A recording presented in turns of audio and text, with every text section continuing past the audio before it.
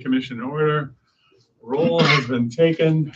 Need a motion to approve the agenda. I'll make the motion to approve the agenda. I'll second. Motion by Kuhn, second by Wagner to approve the agenda. Is there any discussion? If not, all in favor signify by saying aye. Aye. Opposed? Motion is carried. Minutes of the previous meetings.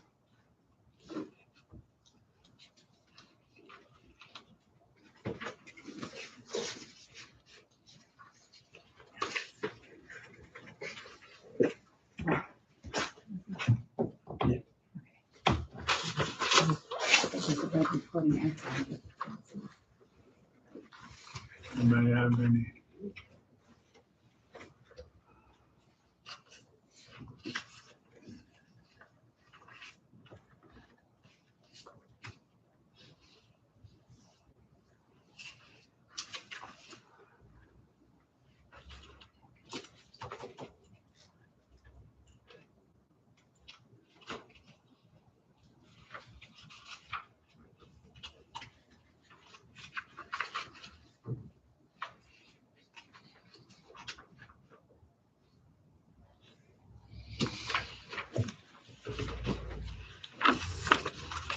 Anybody want to make a motion to approve the minutes of the previous meeting?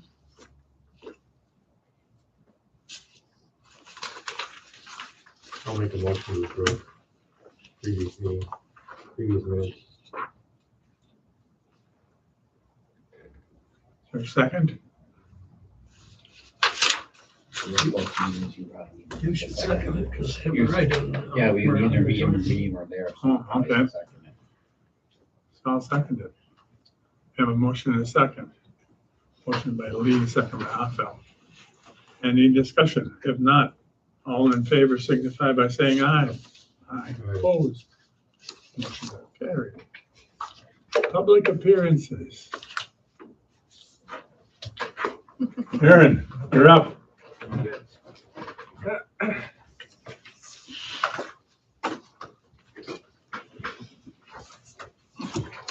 Well, good evening, everybody. You have a number of packets in front of you. Again, Just for everybody, this is Aaron Worthman. Baker Tilly. Aaron working with Baker Tilly for those that I haven't met. But what we have here is you do have what we call our reporting and insights letter from the 2025 audit. We also have a draft financial statements of the utilities. And then I'll be speaking to two documents here. First thing I'll be speaking to is the PowerPoint. And then similar to prior years, I'll be going through the highlights and the graphs and whatnot, financial information.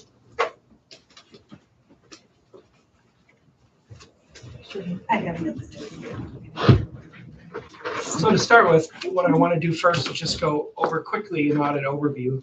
What exactly is it that we do as part of the audit process? Cover the management letter points, go through these financial statement highlights, and open up to any questions that anyone might have.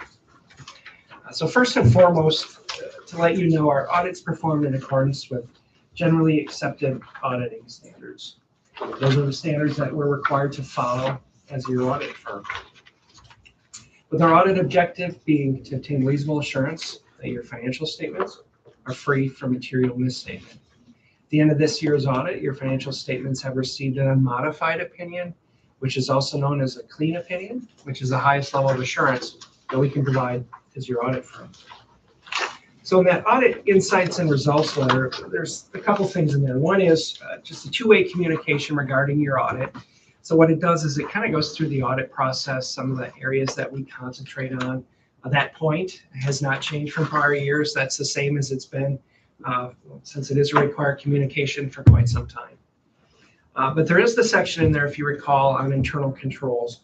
And I'm not going to go through all those. I just wanted to let you know that the only change to that point for the utilities this year was we removed the cash reconciliation point. If you recall last year, there was an issue with the cash reconciliations, so there was an adjustment made to cash. This year, that was fine and corrected, so that point's been removed. But again, just beware that those, control breakdowns are part of your utilities, mostly due to the segregation of duties, that you only have a limited number of individuals that touch those processes and transactions. And as such, just because you can't have 2 to 3 people in a transaction cycle, that you will have some segregation of duties issues. But that's really it from the management letter perspective. So then for, I guess, probably the more important part, we'll turn to these graphs, financial statement highlights. We'll start with the first one, which is a comparison of electric kilowatt hours sold. So you'll see that this is a 5-year graphical representation of kilowatt hours broken down by customer class. And you'll see if you take a look at 2024 to 2025, we actually had an increase in kilowatt hours sold from about 44.5, that would be 44.5 billion, I guess. Is there a billion then?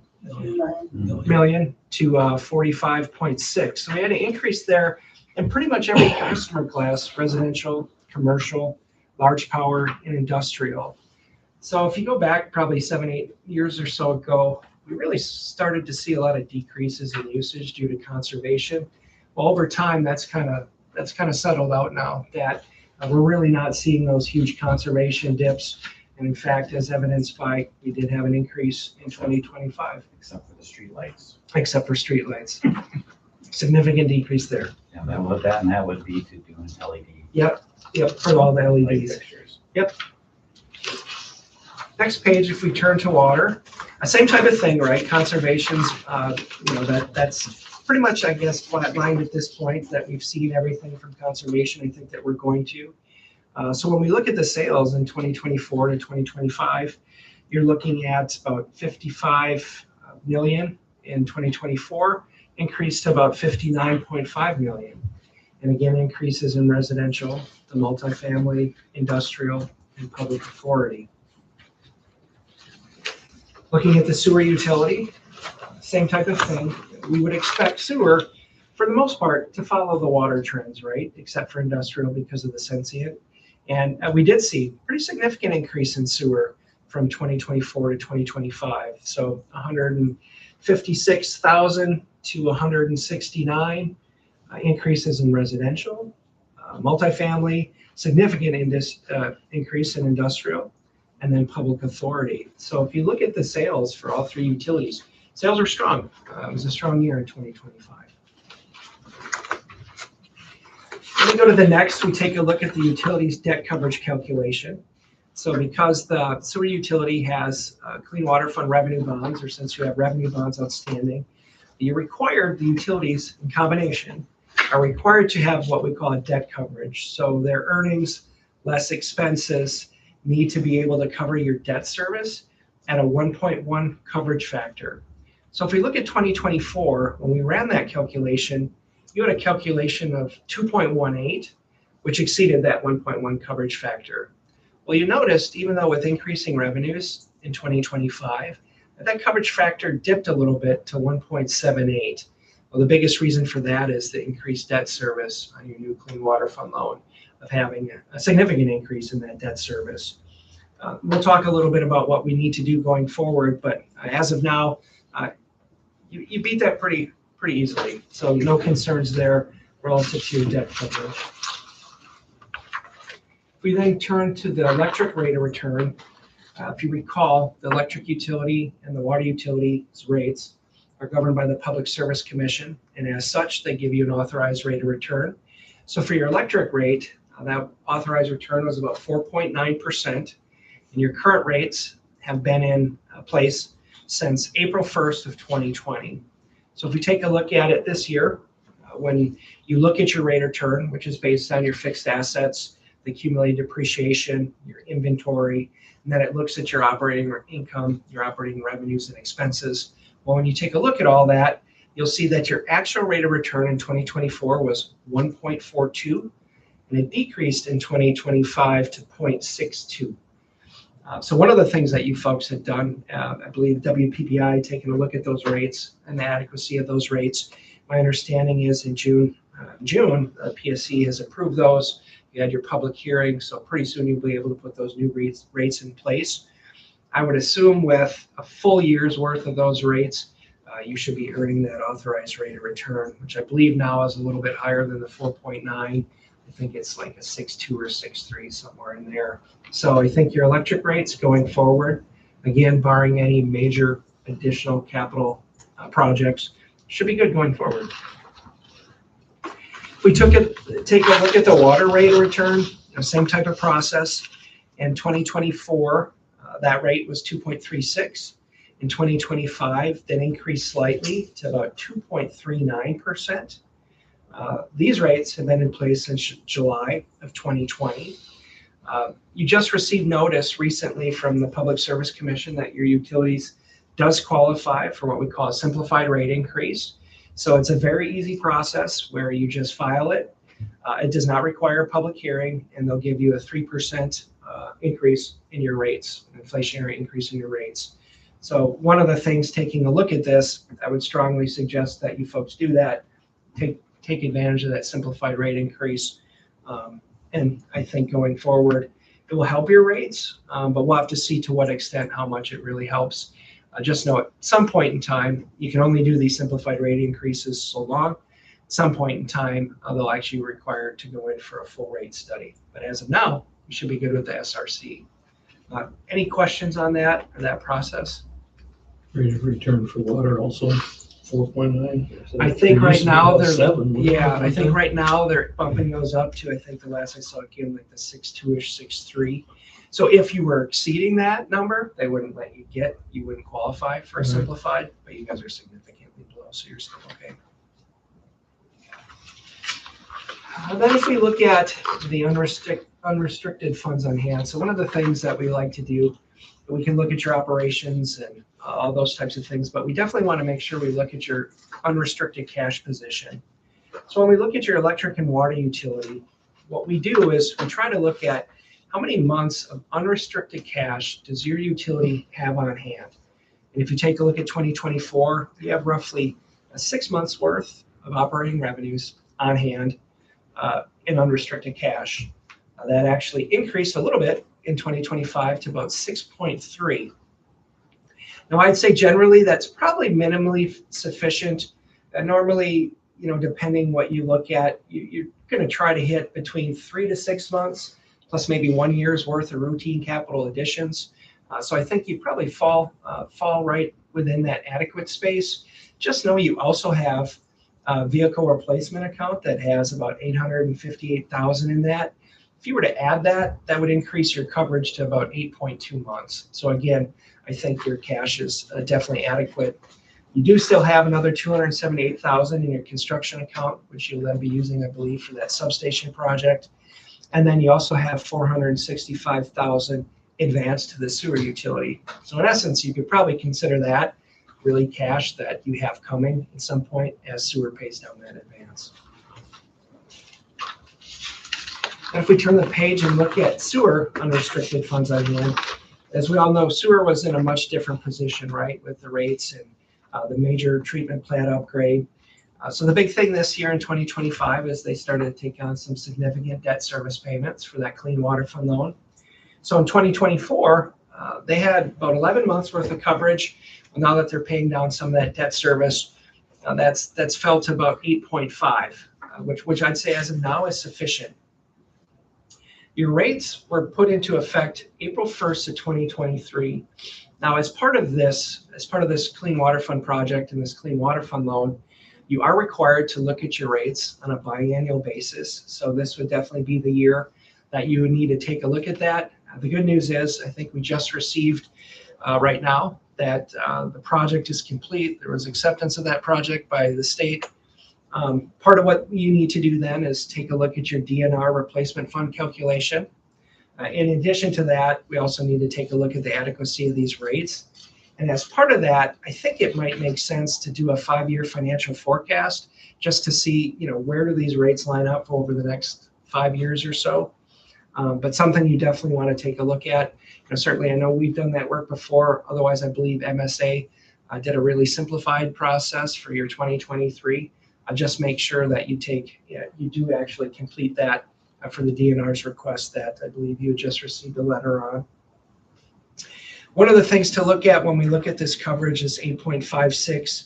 You folks, as of right now, have about 1.4 million in your DNR replacement fund. Once that calculation is completed with your new infrastructure assets being added on, we'll be able to see, is that still sufficient, or do we need to start making an annual deposit into that fund again?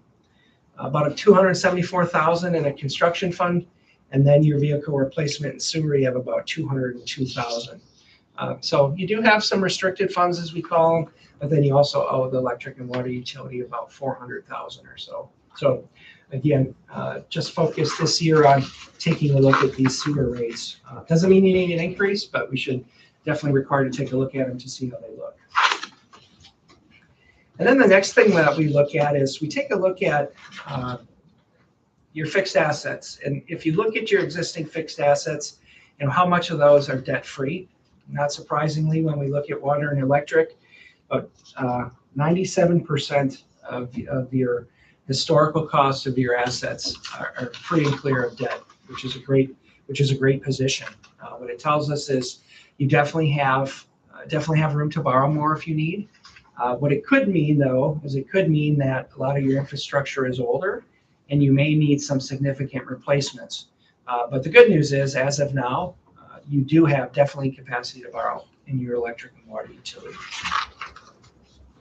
If we then look at the same items for sewer, you'll see that tells a little bit different story, right? Because we had that major wastewater treatment plant upgrade. You'll see now that we're about 35% paid off, if you will. Good measure is normally about 50%, but considering you did have such a substantial upgrade, this isn't uncommon. But what it does tell you is you probably don't have a ton of room to borrow in the sewer utility at this point. So it's going to be very important that you keep those rates current going forward. So just to summarize the three utilities, I would say, all three utilities are healthy. Sewer probably is in a little bit different place, but I wouldn't say it's unhealthy. We just got to continue to keep a look at the adequacy of those rates. Electric rates are current, obviously. Water rate, you're going to be following that simplified rate increase, and then looking at the wastewater sewer. So I'd say overall, things appear to be in good shape. Any questions on those utilities, the highlights, or anything in general? I'm trying to see if I had anything left in my notes I want to cover. I thought the electric was Aaron, paid. could you explain a little bit of capital improvement on your infrastructure, what that does to your plant value and overall to help strengthen your utility as far as healthy stance on a financial standpoint? Sure.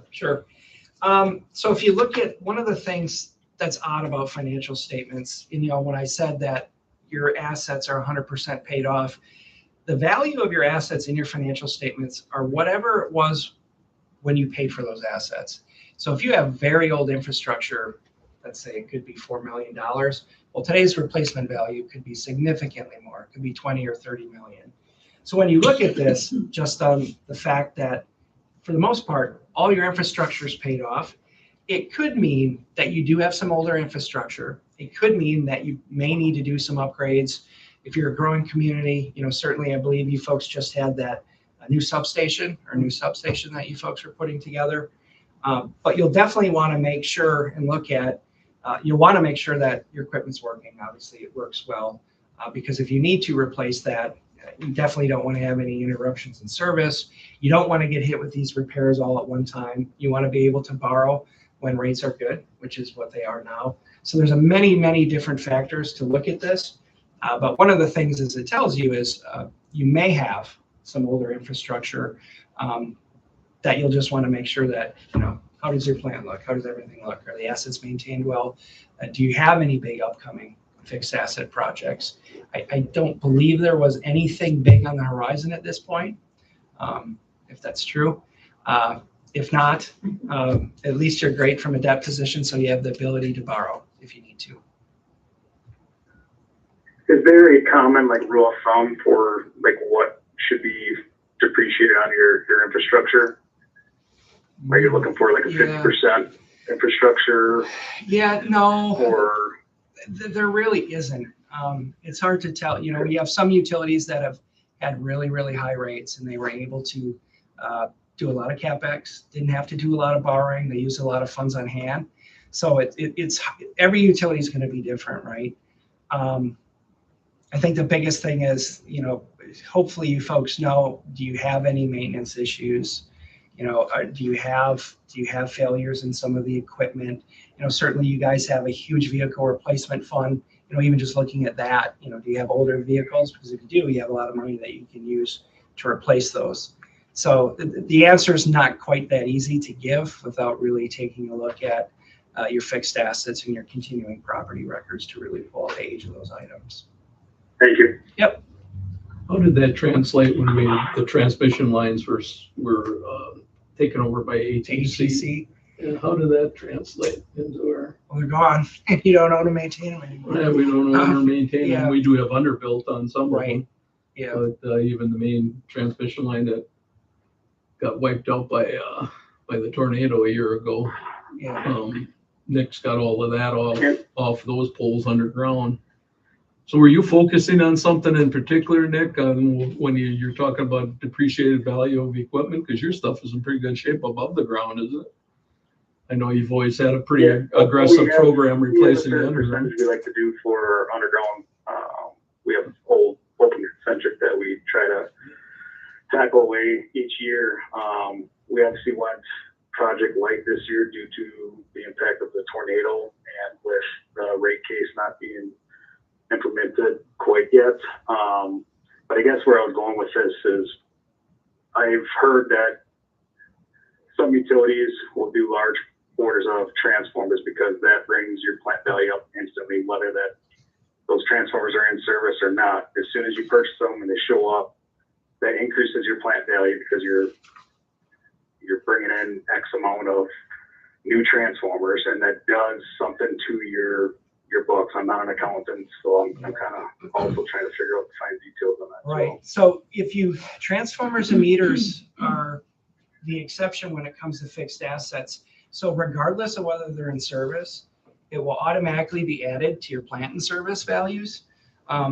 Any other thing that isn't in service would be in your inventory, right? So you're right that those transformers, especially now, really big ticket items, if you are putting them, they are in your books. They do come through that plant value. You do get a rate of return on those as well. Yeah, and the lead times on those are pretty significant too, aren't they? The purchases of those. They are, and the reason I bring that up is we are working towards a voltage conversion. Obviously, we don't know the fine details of the extent of the years of what that's going to be looking like, if it's 5 years, 10 years. But we have a very outdated voltage currently, and we're working towards that voltage conversion. And one of those steps is large orders of transformers. Sure. And we're just trying to figure out what the best route to go, a certain percentage, how many transformers are we purchasing a year, but also being mindful of our customers and how that affects our rates in the future. And that's kind of why I was thinking specifically in regards to the transformers. Yeah, utilities have really struggled with this, specifically with the tariffs, the lead time. It's a weird time specifically for just transformers and what the utilities are struggling with. Do you have any orders in place at this point or no? We didn't this year just because of the impact of the tornado and what our rate of return was looking at for this year. Sure. We have not. But I think we had budgeted $180,000 for this year, which barely scratches the surface. Yeah. So we'd probably be looking at a borrowing coming up to make an impactful move on these transformer changeouts. Sure. Yeah, no, that's definitely something to look at closely, and certainly there's borrowing capacity to do so, depending how many years of purchases you're going to have going forward. Nick, how current are you with the replacement of transformers, the pad mounts that are for our larger three-phase customers? Can you say that again, Dan? I missed the first part. I said, how current are you with replacement of the three-phase transformers for our commercial customers? We did a transformer map of all specifically three-phase, I guess I don't have that exact number, but total transformers were in the range of 238 transformers to change out yet. Of the three-phase, a wild guess, probably 60 of those are three-phase. And those are your big ticket items. Correct. And I mean, Clearview is already a dual voltage, but the one big one would be the jail. The jail is currently not dual voltage. But that's one of those transformers that should be changed out soon, just because one, it would then give us a spare in the meantime until we are fully converted to the upgraded voltage of 7200. But also because it is an aged transformer as well. And then with your upgrade in the industrial park sub, what kind of impact is that going to have for this year? That's The as dollars. far as financially, or what that looks like for the project overall. Yeah, financially. Well, that $500,000 loan is the total project estimated cost came out to $528,000, I think it was. And again, that was a 0% 10-year loan through WPPI. So financially, and how that's going to impact our budget from year to year is going to be pretty minimal. It is really odd that transformers not installed affects your plant value. That's not the type. Yeah, you'd think it'd be. Inventory on the shelf is what it is. That's a, yeah, FERC deal. Okay.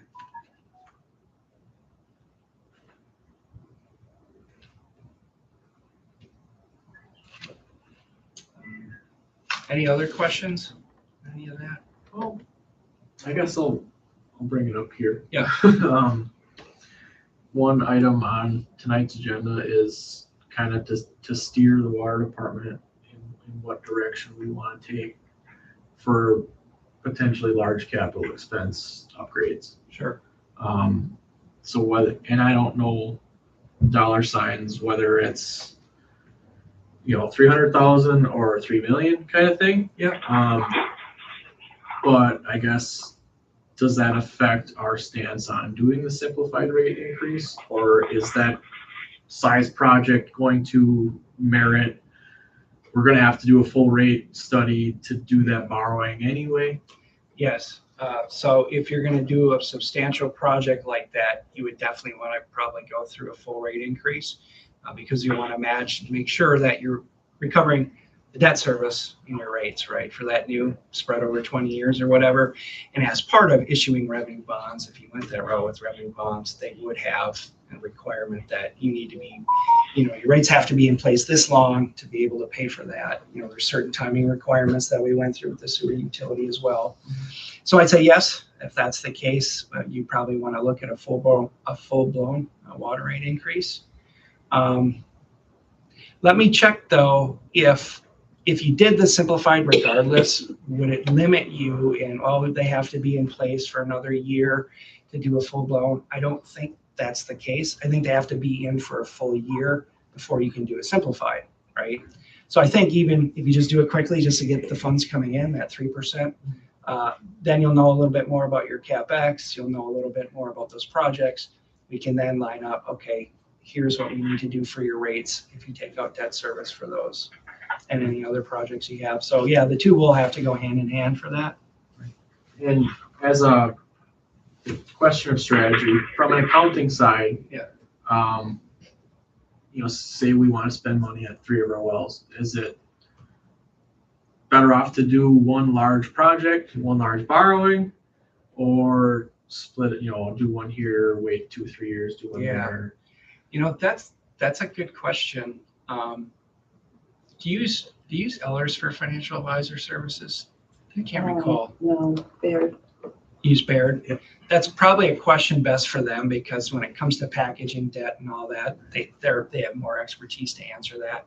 Certainly we have municipal advisors at BT too. So certainly if you want, we could talk to one of them and ask them some general questions. They'd be happy to give you their thoughts, but they'd be better apt to answer that than I would. But yeah, I'm sure they'd be fine to answer a question, no problem, on a conference call or something if you folks wanted to.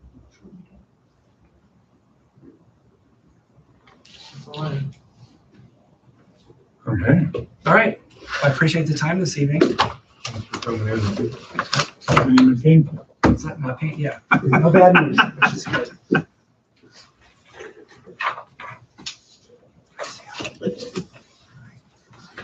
Good night. Good to see you. You too, Steve. Thanks. See you later. Thanks for stopping. Look forward.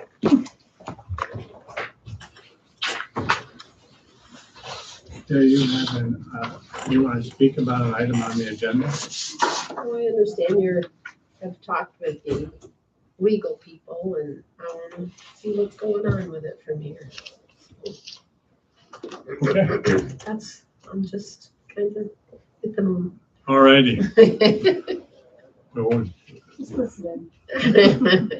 Yeah, because my house has been very affected by it, so I wasn't even gonna come, but I'm like, okay. I need to go see. Okay. We will move on. Approve the vouchers and the checks.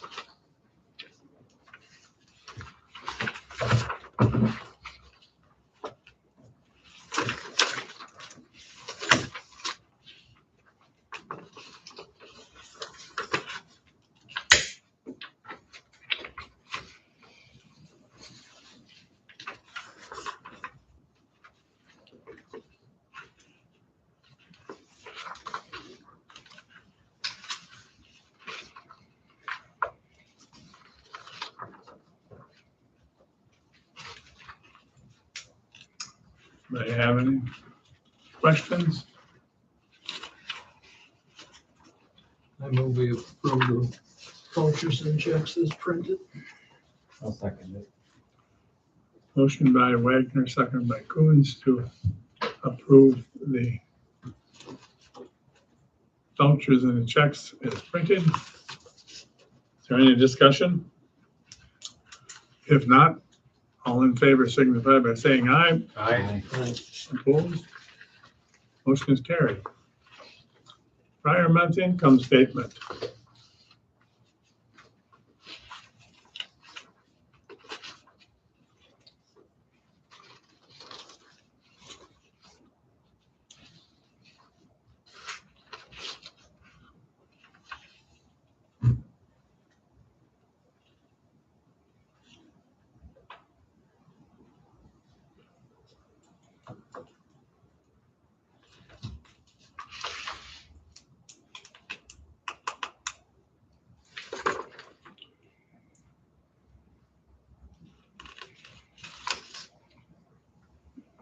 Anything on that?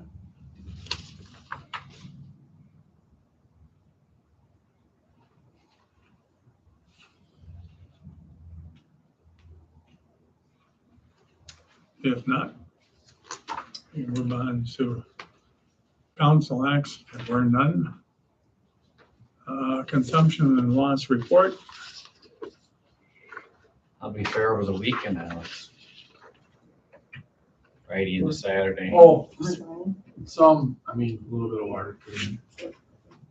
Crazy. It came down nice and slow, so. Yeah, that helps.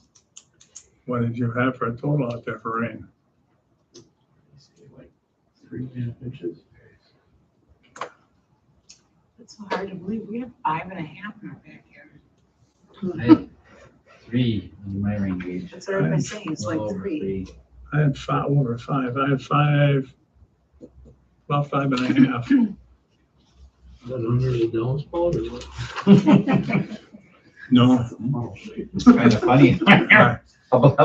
Less than a block away. It's Crazy. there's nothing above it or anything else. I thought, okay. All I know is the dog didn't want to go out when the downpours. So I didn't get much sleep. So, anybody have anything on consumption and loss? Okay, moving on. Review of delinquent customers. Wow.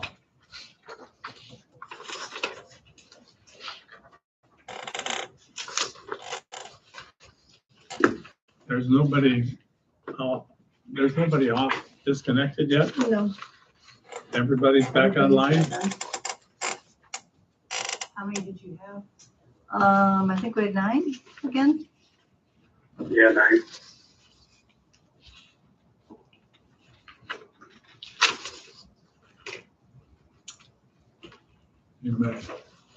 Anybody have anything on that? Looks good if you can keep that at that rate there, Alex. Yeah. Special thinking. Must be doing something, right? Because your numbers are a lot lower. It's called drought. I was talking about the delinquencies. Yeah, we went down $6 from last month. Yep, took the categories a little bit, but Yeah, the 90 days are getting high again. yeah. It sometimes depends on when the meeting falls, because if it's like the 6th of the month, we've already had basically another week of payments come in before we print that report. So being that that was printed on Friday, that really didn't catch all of the weekend from the due date and whatever. So Okay, it's part of the fluctuation. moving on, I guess. Nobody has anything on that. Reports of officials, utility accountant. As Aaron had mentioned, we had gotten a letter from the PSC for the simplified rate case for water. So I forwarded that on to him, and obviously made the suggestion we should go ahead and do that, since it's supposedly an easy thing to do. I received a letter from the DNR for the equipment replacement fund regarding the new treatment plant equipment. So we just need to go through the equipment replacement fund, as Aaron had mentioned. We've got about 1.4 million in there, just to make sure if that's going to cover or not, and adjust our payment for the annual contribution to that account. That was something that MSA was going to help us do. They had given us a spreadsheet when we first started doing the project. So I'm going to reach out to Britta and see if she has the stuff that Nicole had given us, and if that's going to be a major deal or not. And then I also got the PSC public hearing. We had that last week for the electric rate increase, and we've we've done all that we were supposed to do. They've approved our rate increase. They are going to be just doing their final approval, or whatever they do. It goes in front of a regulatory commission judge, then they review all the transcripts and the PSC's findings, and then it goes in for approval, and once that does, then we get notified, and then we decide when to implement those rates. Okay. And then something I've been working on for about a year now is to get payment from Charter for the pole attachments. And we hadn't gotten a payment from them since 2024, because they keep changing their invoicing methods, and then they you submit it to this third party for payment. They can't find our account, or they have us under 2 different accounts, and so then they sent a check, but then the check was returned because they mailed it to the PO box instead of our street address, which the PO box we had gotten rid of 3 years ago now. So they never updated our address. So then, because the check was returned, we had to go through the whole process again for 2024's invoice. And so it's the continuous, go here and do this and jump whatever hoops. So I did finally get the checks in for 2024 and 2025 pole attachments. So it was about $8,000 that we finally got that payment. So that's a fun little happy dance. And they do have now another new account that we have to submit to and different processes for this year's, which I just submitted at the end of June.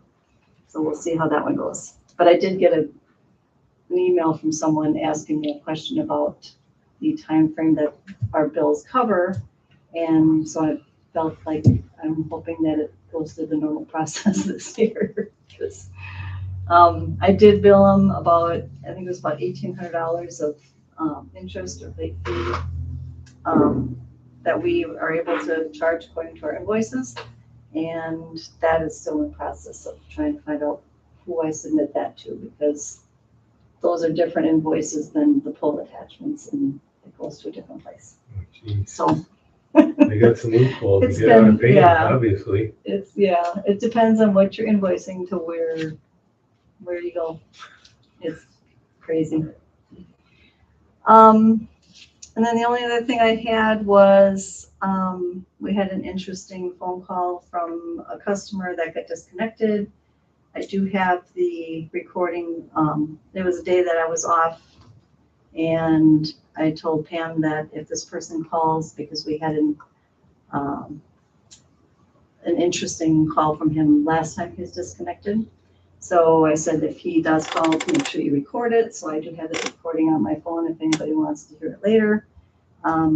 But it did prompt some information or some investigation, thank you, that's what I was looking for, from the police department. And I haven't heard anything back. Jane, I don't know if you've gotten something back from Dave Beal. No, but he continues to call me too. Okay. Yeah, because we had apparently gotten a hold of him like at 11:30 at night. And for I the mean, I got a call at Officer quarter got after me, 12 in the call. morning. Just a threatening phone.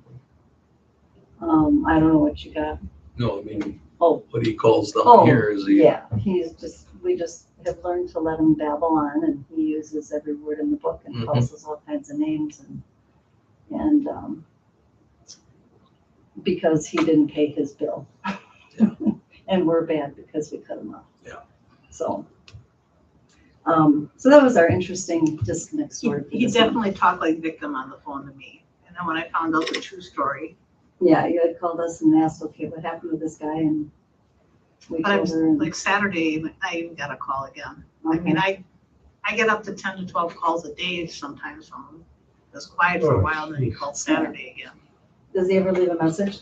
Oh, yeah. Yeah. I have many of those too. Okay.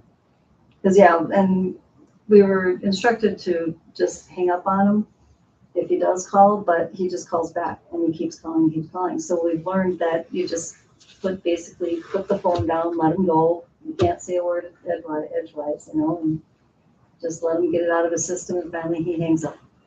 Or we tell him we're hanging up. Jokingly, I think I've told you guys to keep track of the names he's called you. Oh, yes, we have. We've got a list. It's amazing that you have to put up with some of that stuff, Yeah. and it shouldn't be. And then we got an NSF back from the bank yesterday from his parent or his dad, which it kind of runs in the family. So Pam is not looking forward to that call to let them know. We actually mail a letter out when we get a return payment. So she mailed the letter today. So it'll be a few days and we'll get a call from them, but don't know how that's going to go. so is this customer defaulted on a deferred payment plan? I don't think that they had set one up. I think they just are delinquent. So it's every other month, because then when he does get disconnected, he pays his full bill. So then he won't pay this bill that's coming out this week. And then in September, they'll probably be on the disconnect again. Then come November, we'll have to wait until April. Yep. Yeah. Okay. No other names play. Yep. So, Doesn't make any sense. and it's just funny Messages, that. they really don't make sense. Yes. Well, you This shouldn't is have true. to take that abuse on the phone, and I wish our police department would act upon it. Yeah, I don't know. This is ridiculous that we have the put up with that on a daily basis. No other company would put up with that. I listened once when somebody called, and I being an ex-sailor, I didn't know some of those words. And that's okay. I It's think, okay not to know. I think our favorite one is the blood-sucking parasites that we are, because we're government workers that don't do anything and there's I'm the old lady should retire or something, and yeah.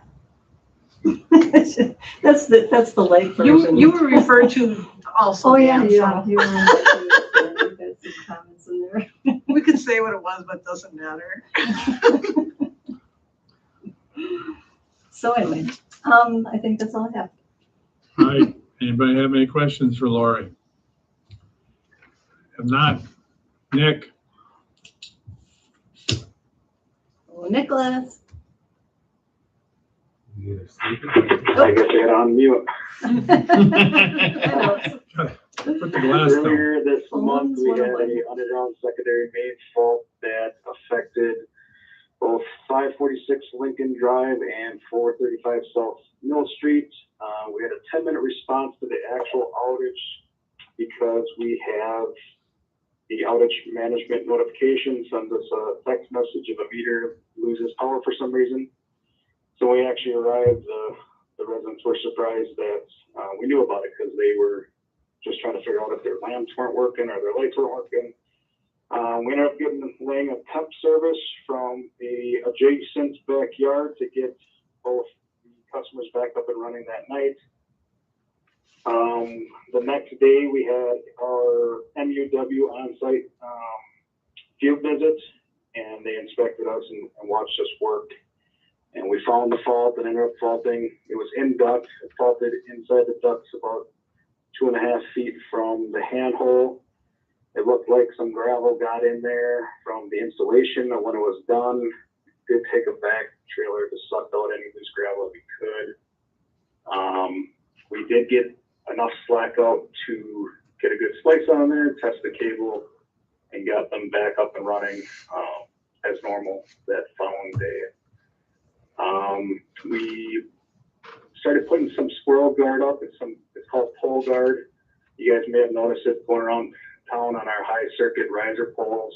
It's a wrap that goes around the poles, and the idea behind that is when we do this voltage conversion, that voltage is then more susceptible to critters, raccoons, squirrels, etc. And we all know that Juneau has an abundance of squirrels. So we're just getting ahead of the curve, getting that installed. It does protect us now. Yes, we don't have many outages due to critters, due to our low system voltage, and it just sees it as a load when there is a fault like that and it turns them off. But in the end, it does keep animals out of those high priority circuits in the meantime. We had a street light fault on South Fairfield, basically right across from, just down from the south driveway of the Whiskers old factory. We had the hot phase was wearing through and was going into the neutral and was causing the breaker to trip out. So it took us a little while to find that one, since it's hard to see when it's triplex like that.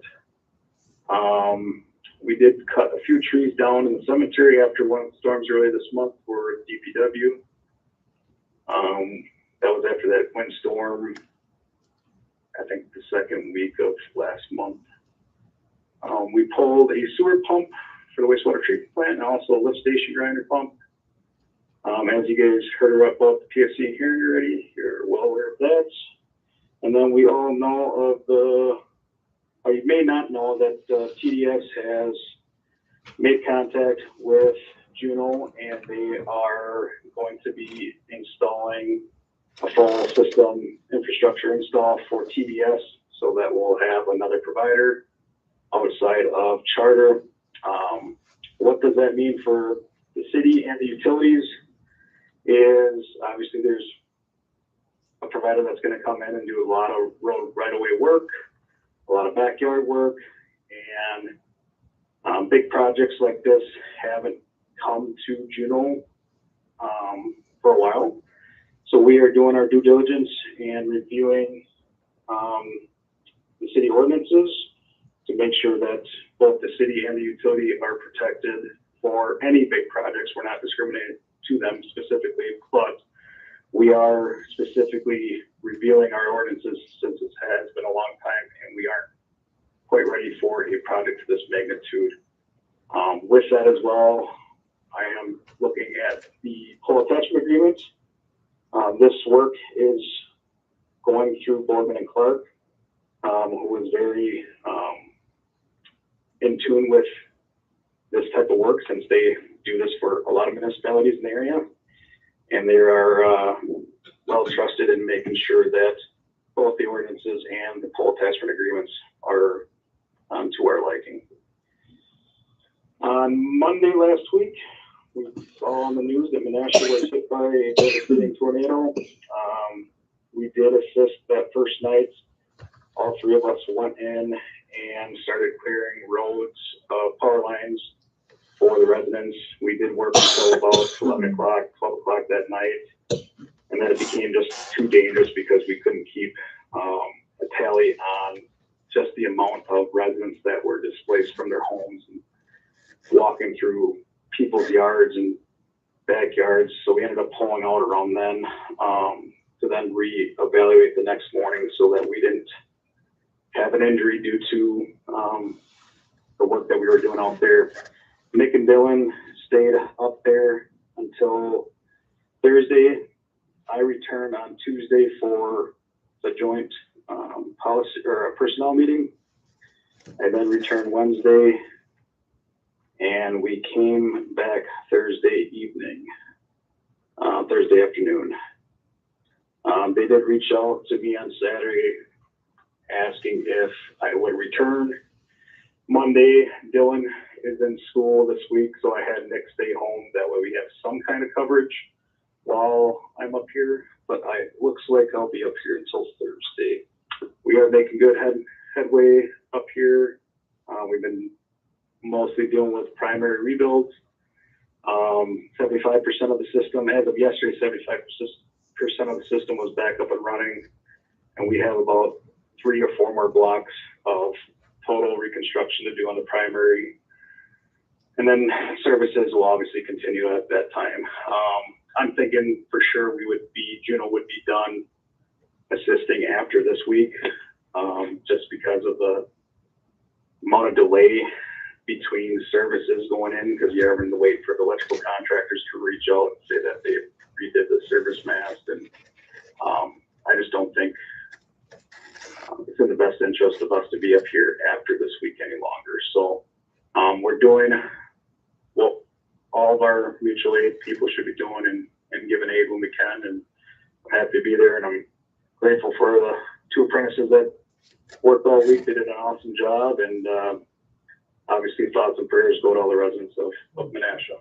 So that's all I got. All right, does anybody have any questions for Nick? Who did you say? Did you say there's another cable company coming into town? Yeah, TDS. Is that a cable company? Or And- it is, okay. Yep. And the way they spoke is they're looking to at least get their node site, and what that is basically their housing where the internet services take off from in Juneau. And they're looking to get that node site developed before Halloween. We're looking really closely into an ordinance that will protect us through the winter months, because we all know that nothing good happens in winter construction. So we may be implementing a winter moratorium for roadway work outside of obviously city hired contractors. But I just think that we're going to get an overwhelming amount of locates coming through with this job because they're doing the entire city. And you guys may not know, but we do all of our own locating. That's electric, water, wastewater, storm. So just the amount of locates that are going to be coming through is going to be overwhelming. And this I think the moratorium obviously protects us from frost and then not taking the extra steps of hydro excavating underground utilities, but also it does give our staff, you know, a break from doing, I mean, it's going to be 15, 20 locates a week.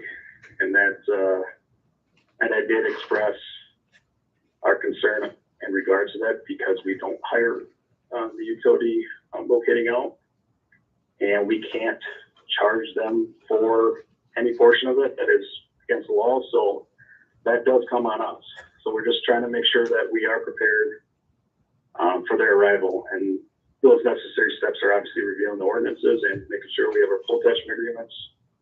So there's mutual benefits in regards to all those things. Okay. Nick, Thanks. I talked to you earlier about them pursuing that easement area down parallel to the rec trail. Are they looking at doing that? So I had sent out an email just stating we didn't want to provide any additional information at this time until our legal team, which is Boardman and Clark currently, reviews our ordinances and our pole attachment agreements. And then that's when we can then start speaking to them in regards to the project itself. You sure want to steer them in the right direction, though. And I did speak to one of the head guys that came to that meeting earlier this month in regards to that. That third-party company is not earmarked until the end of September to start doing that site survey, I guess. So we do have some time in regards to that. Okay. Anybody else have anything for Nick? If not, thank you, Nick. Stay safe up I'm there. gonna take off, guys. Take care. Yep. Thank you. Take care. I think it's definitely a good thing that we responded. I know Menasha wasn't one that responded to our situation here a year ago, but I think it's a credit to our utility to go out and help out on something like that. We get our costs reimbursed anyway. So it's not like it's a pro bono thing, but it certainly is a good PR thing for our utility to help out another utility when the need arises, and responded to that. We had, Applications on Facebook.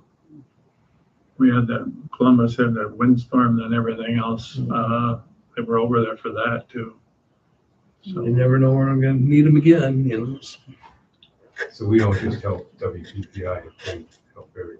it was MEUW. In the UW group, yeah. Which all our local utilities belong to both or utilize both. If we have any utility within a long ways that isn't on WPPI's lines right now. No. Hartford, Columbus, Waterloo, Waupun, Oconomowoc, they're all, I think the only one that isn't is Horicon. Oconomowoc? yeah. Oh, Waupun doesn't have a utility, electric utility. Right, just Alliance. Yeah. Yeah.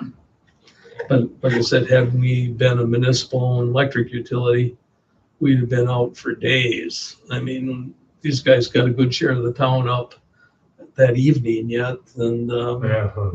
within 3 days, by Saturday afternoon, we virtually had everybody up throughout the whole community without maybe one farm customer we were laboring with a little bit, but at least we got power back to his house. So, you know, and I think it's real credit to be able to know that you've got that security package going along with you, that when your local community goes down, you're going to have a lot of other locals coming in to help you. We're investor-owned utility. It's, you know, we work all the way across, you know, so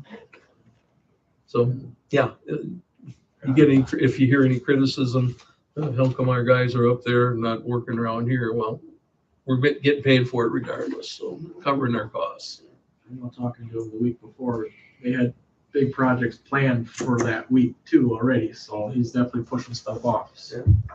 It's tough, but I mean, when you look at the disaster, I talked to Nick that first night, he says Juneau's tornado wasn't even on the Yeah, same he said it was spectrum a as joke, this one, yeah. you know, that, I Basically mean, that was said it was a nothing joke. compared to what they're looking at up in Menasha. All right. Moving on. Alex. Well, we have review, discuss, and possibly approve sewer lateral ordinance changes first on the list. The Your packets all have the marked up copy of those changes. There's multiple ordinances that would require changing, requiring additions of definitions and different stuff to go along with it. Question right out of the gate. Oh, boy. 13.08-040, billing and payment charges. The first letter says A, quarterly billing. Quarterly billing. Are we going to quarterly No. billing? No, that's one of the notes within on the right stating, just to clarify, we would have to clean that to monthly. So, You had all this to the attorneys already, right? yeah, the notes on the right side are his Or his notes that are what he ones that are in the changed. box. These are the attorney notes. So Pretty within, much gathered that. Okay, so within the note on the right side, he said, just make sure you. change it to monthly. If it's Correct. And monthly. who are you dealing with these? This is Boardman and Clark as well. Boardman and Clark. And they've got a background in.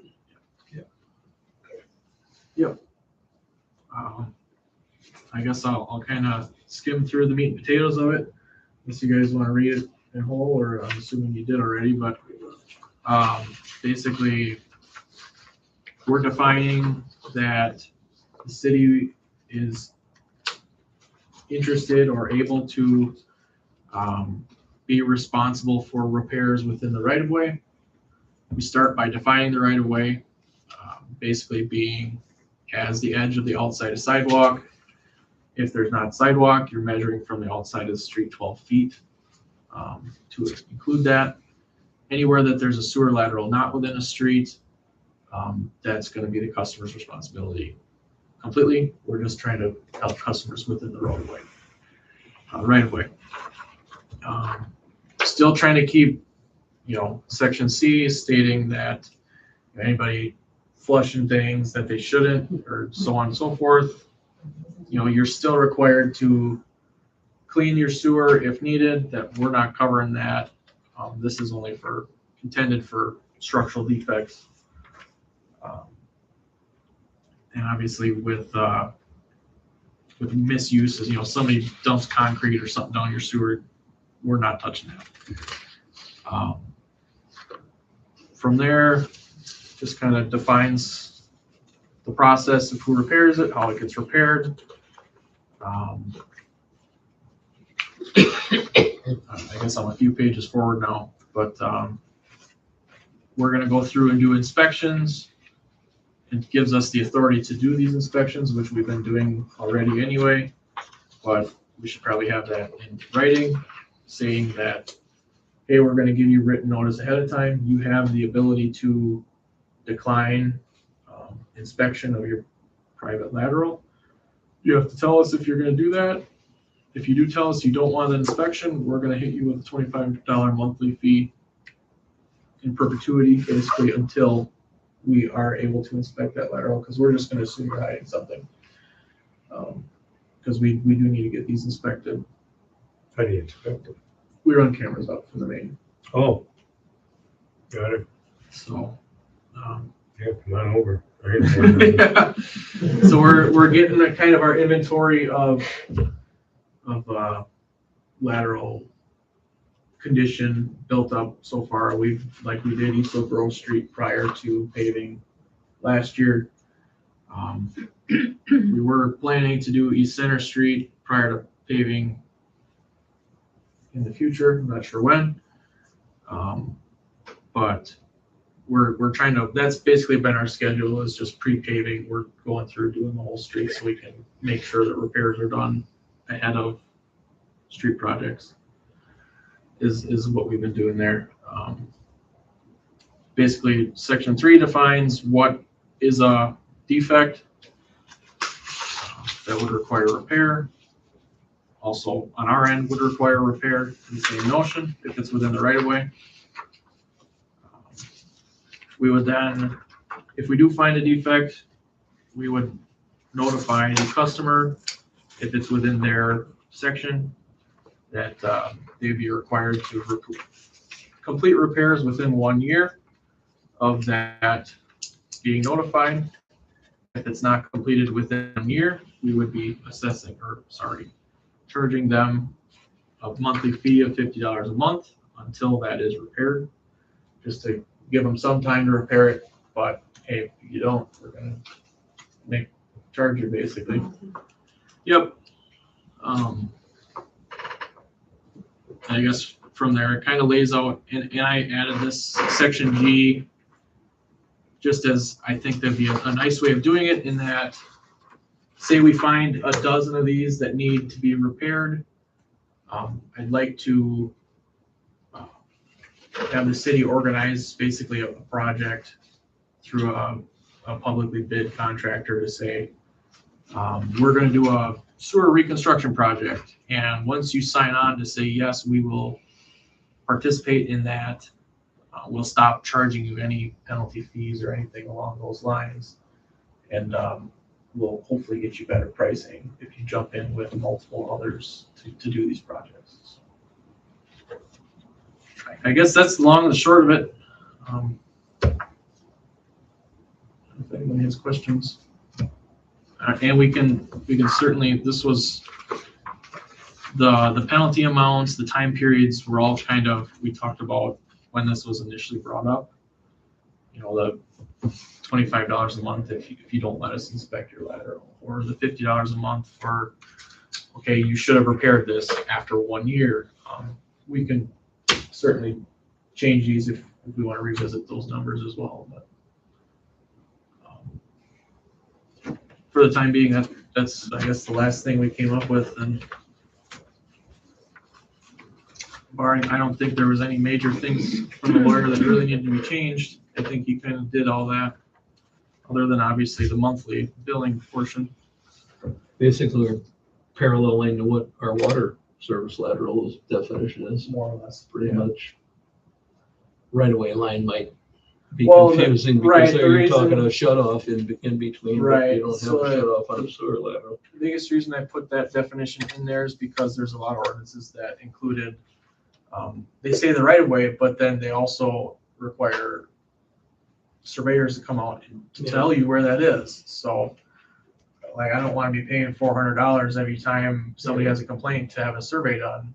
Let's just define it. Yep.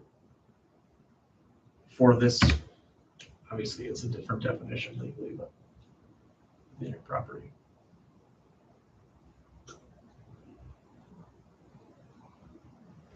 So what is your pleasure?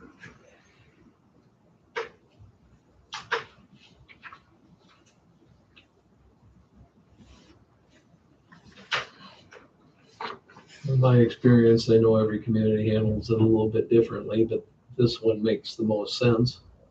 I had a list when we looked at this the first time. It's not a ton of people that the cities are covering within the right of way, but there's a handful. I mean, it's Columbus and I'd be lying if I said all, but there's a 30% of them do it that way. So, and especially if our contractors were doing these replacements within the right of way for customers, right, on the vast majority of the city, I think that's a fair thing to do.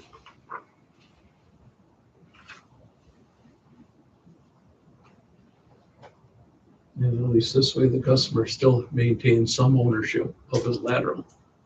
It's within the property line, so it only makes sense. And it still defines, you know, if you have roots or backups, yeah, it's their duty to clean it, televise it, and tell us, hey, there's an issue in the street, you should come fix this. It's still their duty to do that.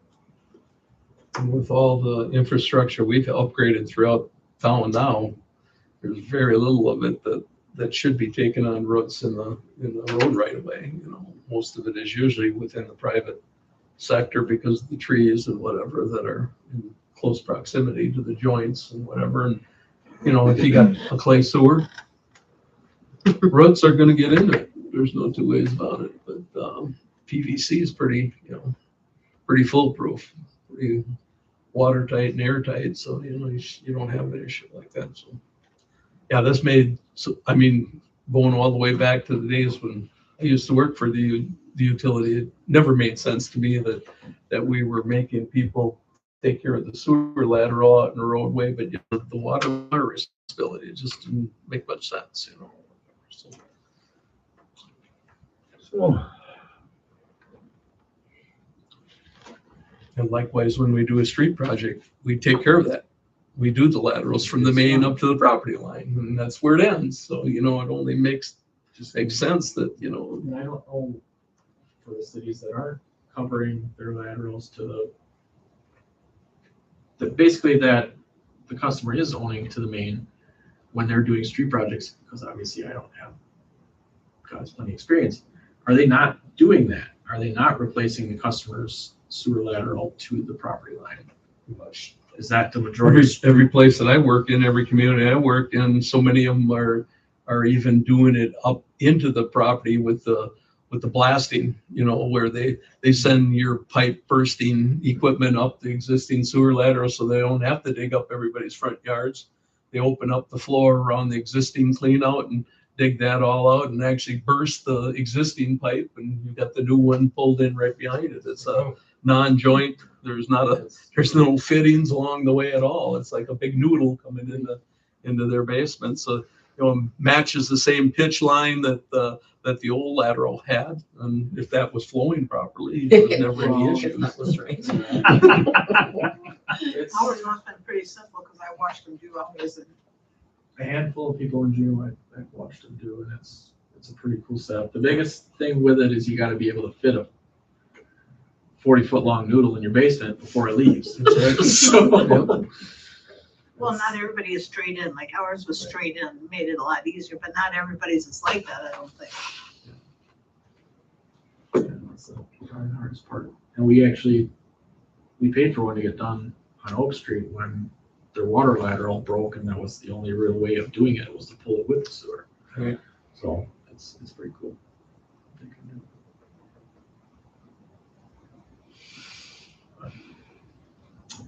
okay. So, what's your pleasure? You looking for a motion to approve? I'll make a motion to approve the new ordinance. I'll second it. Motion by Lee, second by Coons, to approve the sewer lateral that is sent to council. Is there any more discussion? Yeah, I just got one quick question. Number 7 on here, downspout screen and other connections that allow stormwater and other water to enter the sanitary system. So is that like the people that run their sump pump through the, is that what okay. Yeah, it's basically saying this is just the definition of things that are a problem. So if we find somebody doing any of that, it's a problem. Okay, Yeah, you're gonna not do that. ours don't, so I know, but I think there's a few around it are. All right. So, Any other? If not, all in favor of the motion signify by saying aye. I Opposed? I'll abstain. Motion is carried. 3-0 with one abstention. I back it, but I'm forced to abstain.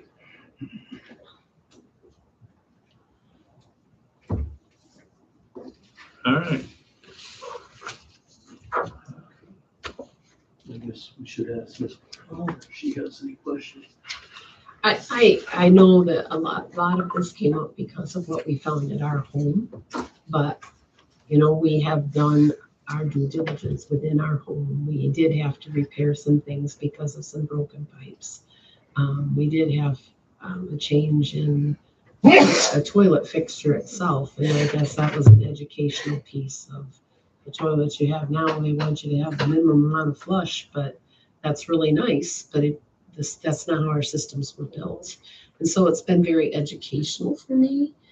There was a bit of frustration when I found out that where the gap is, where there's a drop that can be part of our issue.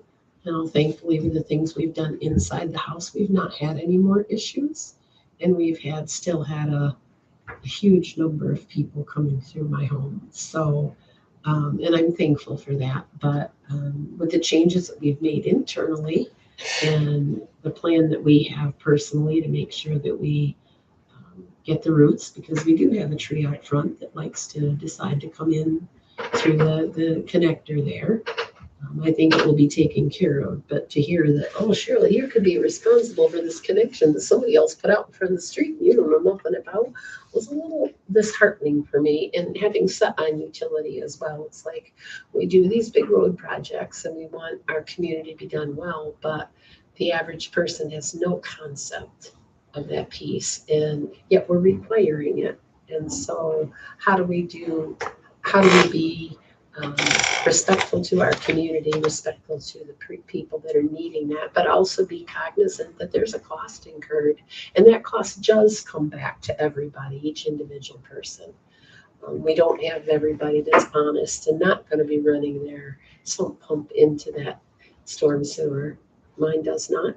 I have a lovely lush green place on the outside of my house.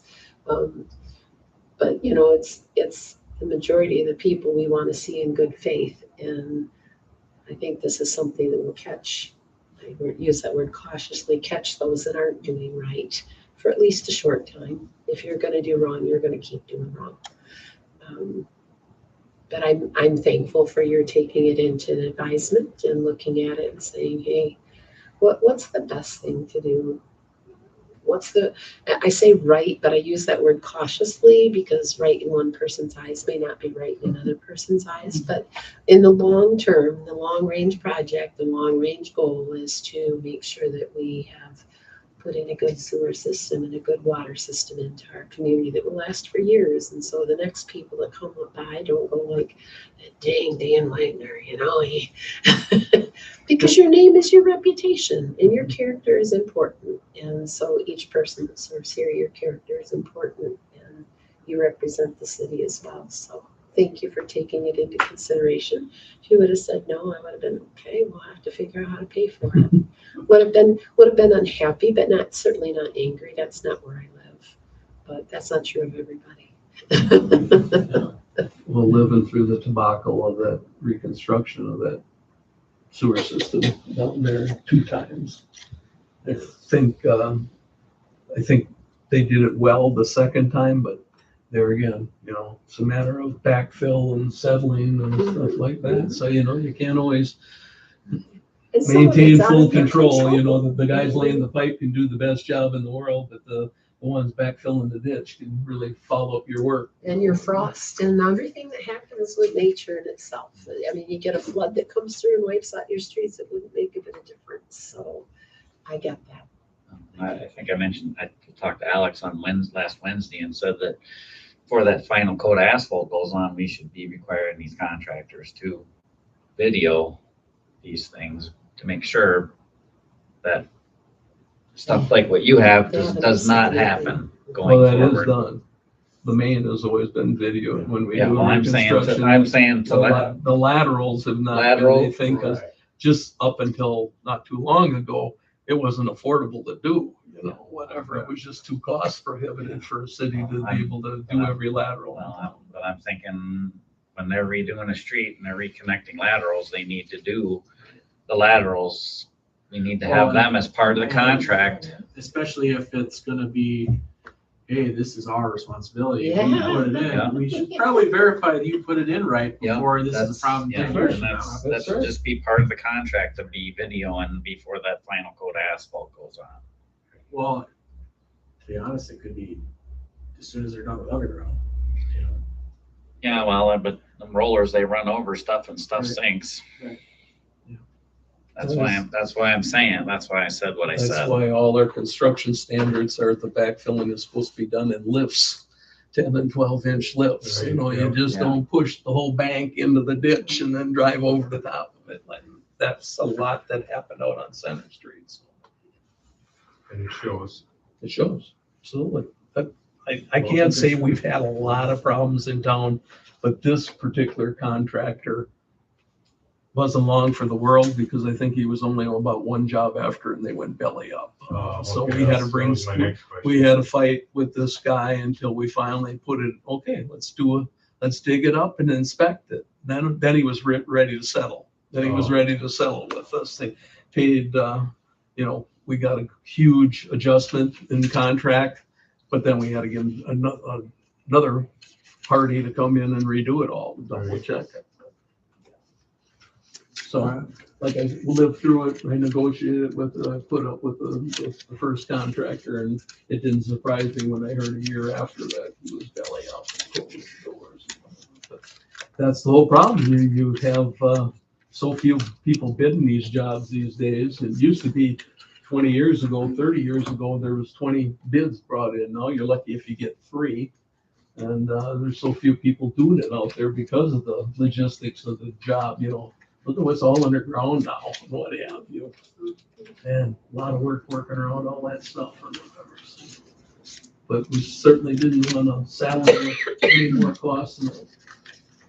Well, if that's what the ordinance is, though, Dan, that's what the Well, ordinance is. Like I That's said, what- it's time to look at that, and I think Alex did a good job researching it and getting it put in black and white so it makes sense. This always made more sense to me than how we were doing it all those years.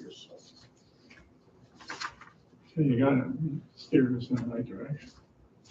Well, Gave us a maybe gentle, something to think about. gave us a gentle nudge. How's that? Okay. Okay. It had been talked about prior. I know, it had been. Well, we had talked about it when I served on the That's right, commission that's right. too, so That's it's not like it was brand new. Right. It was like, okay, how can we make people pay You for weren't something that reinventing they the wheel didn't with your do? complaint. I mean, we knew they were responsible from their home out to the right of way, but why is it one utility's one way and one's the Yeah. other? It just, Never made sense to me. it was difficult. Okay. That's the way So I can go we've been home and doing it finish for mowing 100 lawn now? years. Yes, you'll be, that'll be the only, and there's only one left in the neighborhood that hasn't mowed. Only got about 10 more minutes. Thank you. You're welcome. All right, Continuing, you're gonna get an abbreviated version for my projects update because I can't find my notes. But I'll pass these that's in your 10-minute response.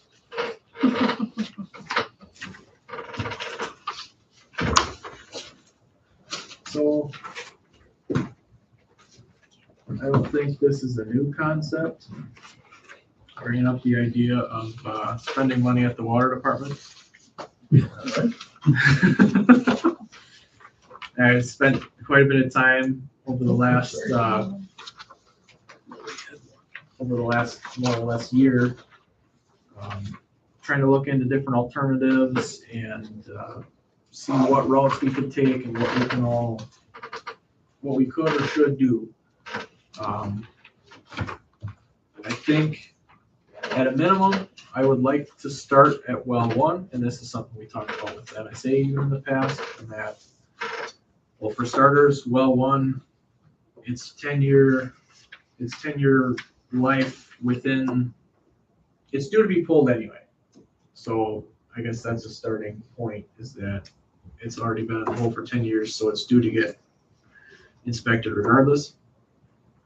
The air filter was from 1941. Basically, it was only serviced at one time during that time period in the 1980s. It's been there for quite a while, and basically, where do you go from there? You can do these media replacements. You can pull the stuff out, try to fix what's there. The biggest thing I'm afraid of is, what are you going to find when you start that? Do you pay an engineer a bunch of money to come in, put a project together, and then you get into the tank and say, uh-oh, this is not going to work? Because this, you find a catastrophic failure within the tank. Well, then you just wasted all this money on engineering, funding, everything, and so forth, and then you got to change pace anyway. I think just more or less because this is a well one specifically, this filter specifically is not a common design. I'd like to move away from it. I'd rather walk in, pick a project budget, replace everything and replace it the right way and start fresh. Obviously it costs more money. It's a little more involved, but at least you know what you're getting in the end. You know what you're spending in the end. Makes a lot more certainty in the project.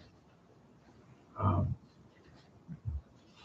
yeah, and then we can bring the wells up to current code standards with, you know, with the safety shower. If we do decide to keep fluoride, we can add, you know, separation of the chemical addition and actually get the well house up to standards the way it should be done. Would we have to increase the footprint size of the building with So doing this, or? With one of the alternatives, which I'm actually preferring, is on the second page. You'll see there's these smaller modular tanks. I guess however you want to define it. No, I think we would have room within the existing building if we went to these smaller inline tanks. So we'd have to get potable water and sewer inside that building Right. in order to mandate or come up with Right. the So compliance for the eyewash. that's an additional consideration to this project, is that I want to do it right Yeah. from the beginning. So the water line going through the floor, we can't keep that. I'm not gonna spend 500,000 or more on a building and keep a 100-year-old water line going under the floor. So I think we're gonna have to dig up Acorn Lane into Main Street and actually tie that onto Main Street the right way.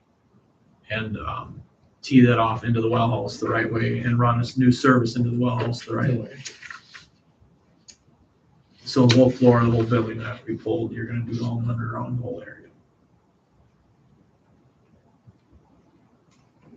So, yeah, it's gonna get expensive really fast. With you talk that scope of work, I mean, Where did you get the information that was out of service around 1970? Donahue and Associates did this already. Huh. So basically, they did a renovation study at the time that, because the DNR stopped allowing you to put backwash water into the Right. storm sewer, they took it out of service for 15 years, and then they did a whole study as to should we keep using this, should we rehabilitate it, should we replace it? And at the time, they just chose to rehabilitate it, but it was a pretty, anyone can feel free to read through this. It was a strong consideration to replace it at that time already. Yeah, but it wasn't taken out of service in 1970. I can tell you that, because I backwashed those wells in 73 and 74 and 75, so. I mean, it literally said it was out of service for Yeah, that's not 12 true. to 15 years. It was probably taken out of service when we put up the new water tower in 83 and took the water tower that was parallel to that well building. That's when it happened. Immaterial, but that's not accurate. I mean, we ran that well through the 70s. I'm thinking the early 80s, about the time we pulled it down and took it down or whatever. So it wasn't out of service for that long a time. Maybe a shorter period, but yeah. But yeah, I guess either way, it's been 40 plus years of, I don't have any records of any work having been done to it. So.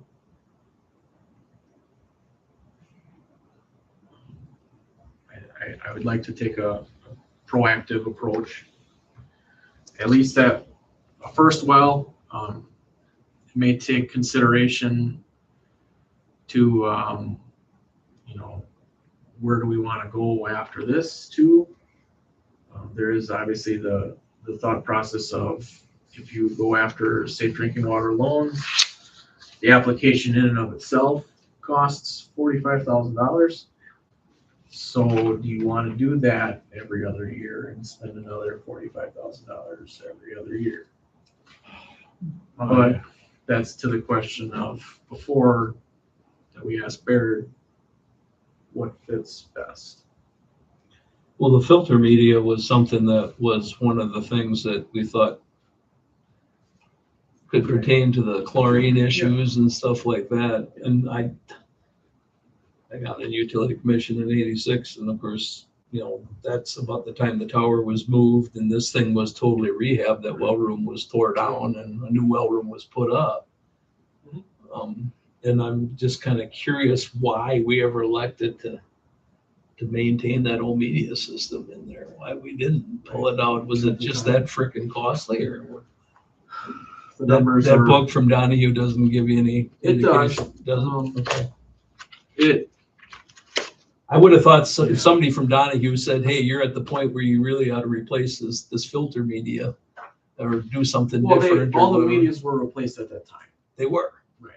Okay, so that would have been 86 around that time or. Correct. It was, they just used existing tape within, that's all they kept. So 86 to 26, you're talking 40 years. Right, and basically, I've talked to engineers, I've talked to people in the industry. Everyone's number's different, but it's anywhere from 10 to 20 years for media replacement. So You got 40 on it? we're well beyond that. Yeah.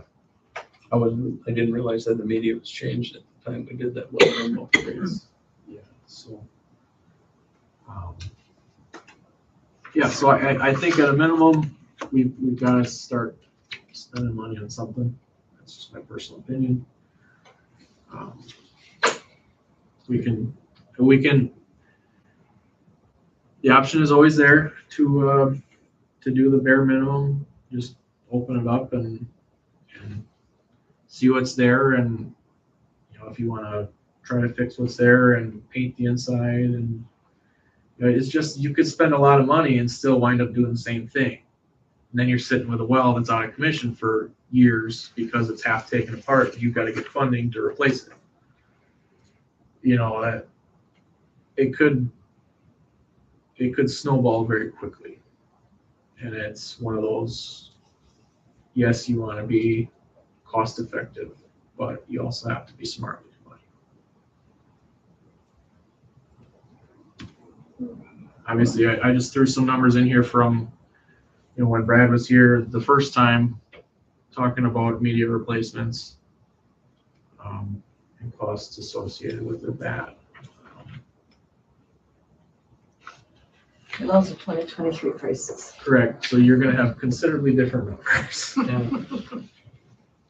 Let's just go with those. Well, the one thing you got going for you, at least your mains are close by. It's not You're like not going far. You're not going far. No, you open up the side of the building, you're almost there. Right. So. But there had been new piping put in at the time they rehabbed that room. Because they started, if you saw the old well room, that was built around the water tower. The roof was ringed to the side of it. You looked at the side of the tank when you were in the well room there. And God, that's at the time they redid that water main down the Acorn Alley. So, I would have thought that would all been new pipe coming up through the underside of that building. Because the well shaft naturally stayed where it always was, where the well shaft is, and they had designed the roof hatch to be able to pull the well pump and everything out through that and what have you. And that stuff was all right in that immediate area. I don't think there was much left, when they did do that. So, well, I guess just to that, even to that notion though, you're still 40 years old. Yeah, it would have been still cast. going through a building. Yeah. And it, would have been ductile iron. that's a portion of a scope that we can iron out later. Do they recommend running PVC for a setup like that now? You can do whatever you want. Okay, so that's not really, that's not a deal breaker or anything like that. It's not the type of pipe that you got in there that you should go the other way or anything like that. No, it's more just an age thing, and just that the valving it's a weird setup that nobody would build anymore. Okay. And if you're gonna spend a decent amount of money on the project, you might as well set it up to be able to isolate it and everything else easily or properly on today's standards. That's my opinion, but we can obviously iron out that portion of scope later. More or less all we're after today is to decide a direction that we're interested in pursuing. I guess you need to talk to Baird and see whether it makes sense to try and tackle all three at one borrowing, or Or do we break this down into 3 different projects? I think that's kind of, How bad are the other 2 wells that So urgency? the wells, well, I mean, well 3 is obviously, That's the cattle. yeah, it's the nicest one we got. Yeah. Basically, well 2 is the landline, but well 2 was from, Well, too, they just finished rehabbing when I started it. that's the well specifically. Oh, So And what's the name? they never touched the filter with it. No. Filters from 1956 at well 2. Well 3 is from 1974. So, I mean, they're all dated. What we have going for us at wells 2 and 3 is they are a style filter that's not expired. I shouldn't say Obsolete. expired, obsolete. They still use that style vessel. It's a brand name that you can still kind of get parts for. So I'm not as opposed to doing much more reduced scope projects there. You know, if you do want to keep the actual vessel there, that would, I think, be okay. And I guess that maybe that's part of, do we want to go to this new style of vessel? check it out. See if we like it first, right? That's the advantage of doing one at a time. Yeah. Yeah. Right. I still think from a cost perspective, I don't think, looking at these rates right now,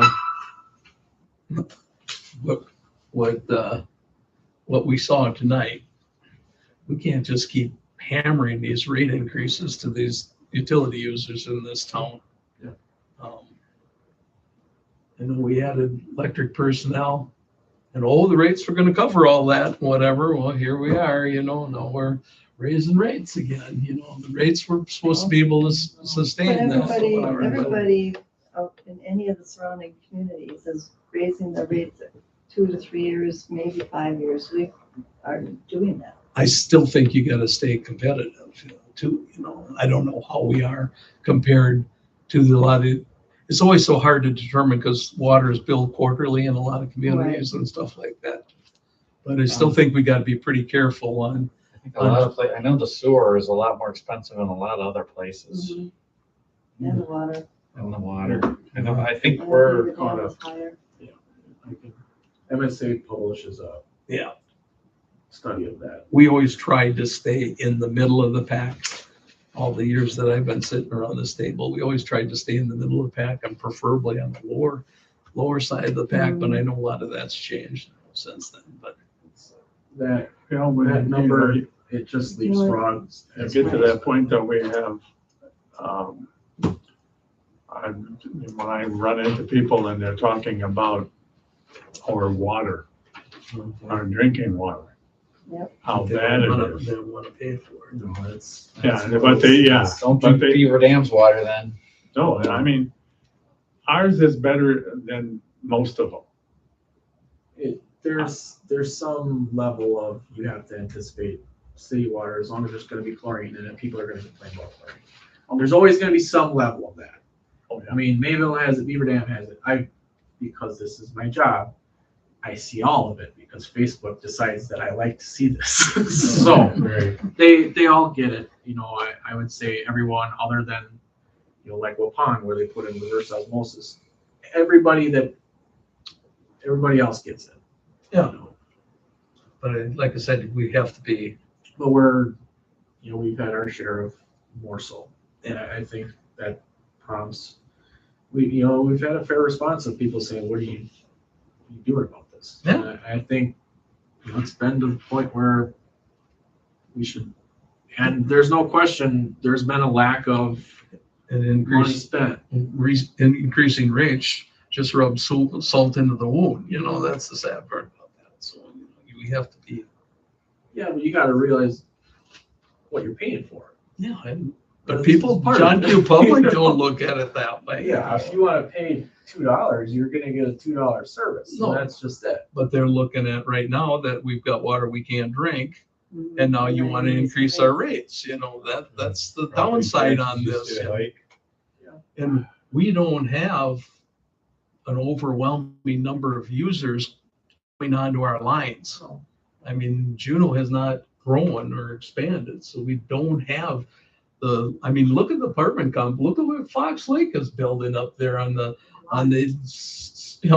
those are all more users, all adding to the system and whatever. So, when you got a community of 16,000 people, that's that much more contributing to the pie, whatever, where we don't have it here. We don't have an overwhelming each year adding, we don't have any housing starts anymore around town here. We've been stagnant for all of 26, I think, pretty much. You gotta remember the times we're living into. People building gotta be nuts. If we haven't had a rate increase in 5 years, electric and water, we just even wages to keep people working here. How much have we spent more on employment? We're playing catch up. We're not even covering inflation at any point in 5 years that we haven't added any rates to this. Right. And that's not even talking about how cheaply we've ran this utility just to make it work. And I don't want to chicken wire this anymore. This is, and like me coming up with hey, I can hire this contractor and that contractor. It only works as long as I'm here doing it. If I walk out the door, nobody knows what's going on. So we gotta, you gotta do this the right way. You gotta get engineers involved, get plans. Yep.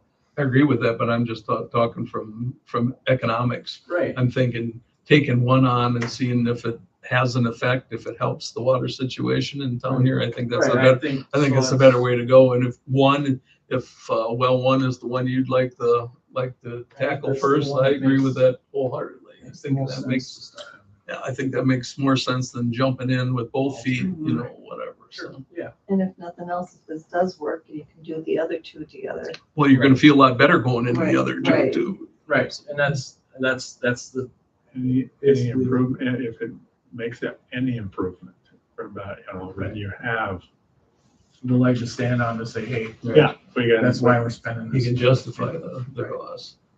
But being a loop system and our wells being within a couple city blocks of each other, I don't think there's going to be a marked improvement, but unless strategically valid, we could turn well 2 off. There's Let's not use it for 6 months and say, hey, we got this new well that we're really running. Are you noticing it's working? Right. So we could do that. Yeah, I never thought about that. I just kind of thought about the looped water system there. We got really no way of isolating one well from the other. All the water is going to find its way back. Well, that's where I'm on. But I think taking on well one makes a lot more sense than jumping in with both feet. Sure, and I agree with that. That's more than fair. But you can ask, but you're going to have some fairly accurate estimates. And all 3 of these buildings, I know personally, are all 3 different challenges. They're not. You can't say that. Well, we spent this on building 1. That's all we're going to spend on building 2 because that's not true. And there's only a few, I would say, things that you gain for doing it all at once. It's the money to apply for the funding, which in talks with before Britta, what was her name? Nicole. Basically, the MSA standard 4 years ago was $300,000 before it makes sense to even apply for DNR funds. Did I say 300,000? Mm-hmm. Yeah. So, I think realistically, and that was 4 years ago. It might be higher than it might change now. All that might have changed. Okay. So, and realistically, that if you go through a full filter replacement, kind of the scope of work that I would like to see, I think would be well over that. So, and I know I asked that, and my answer from one of these people about the Clean Water Fund about penalties for premature payment, that they were going to look into, or they said that is changing now or something like that. It used to be once you took out a Clean Water Fund loan, you had to go through the duration of the funding. And I think the last time we got an answer from one of these people, and I don't remember who it was, they said that might have changed now or something like that, that you can pay them off. Wasn't that going on when we were talking about at the wastewater? No, it was in this room not too long ago. I forget who we had here, whether it was MSA's people or whether it was, we were talking about funding something or other. And then I had brought it up. I says, it used to be that when you took out a clean water fund loan, you were stuck with if you were paying it off for 10 years, you paid it off for full 10 I think it was years. when we were looking at different engineering companies. That might have been, That would have been that it. might have been it. That could have been it. But that's something you should probably find out, Alex, if it's not such a burden, if you can pay it off prematurely or refinance and package your loans and stuff like that. So And the only other advantage of doing more than one at a time would be if we switch to this new style of filter, which I didn't really even talk about the advantage of it, but if you switch that new style filter, there's a much higher loading rate because of the new technology in it. The new media is, the standard vessel that was there is running 2 to 3 gallons per cubic yard, basically, of media. These new ones are running at 7 to 9. So because of that dramatic change, there's a lot less media, a lot more throughput. You have to do pilot testing. So we have to prove to the DNR that, hey, this is going to work before they'll let us put it in. Sure. The advantage to go into this system is, based off the initial quotes I have, it's about $100,000 cheaper than buying just an existing tank that matches the one we had.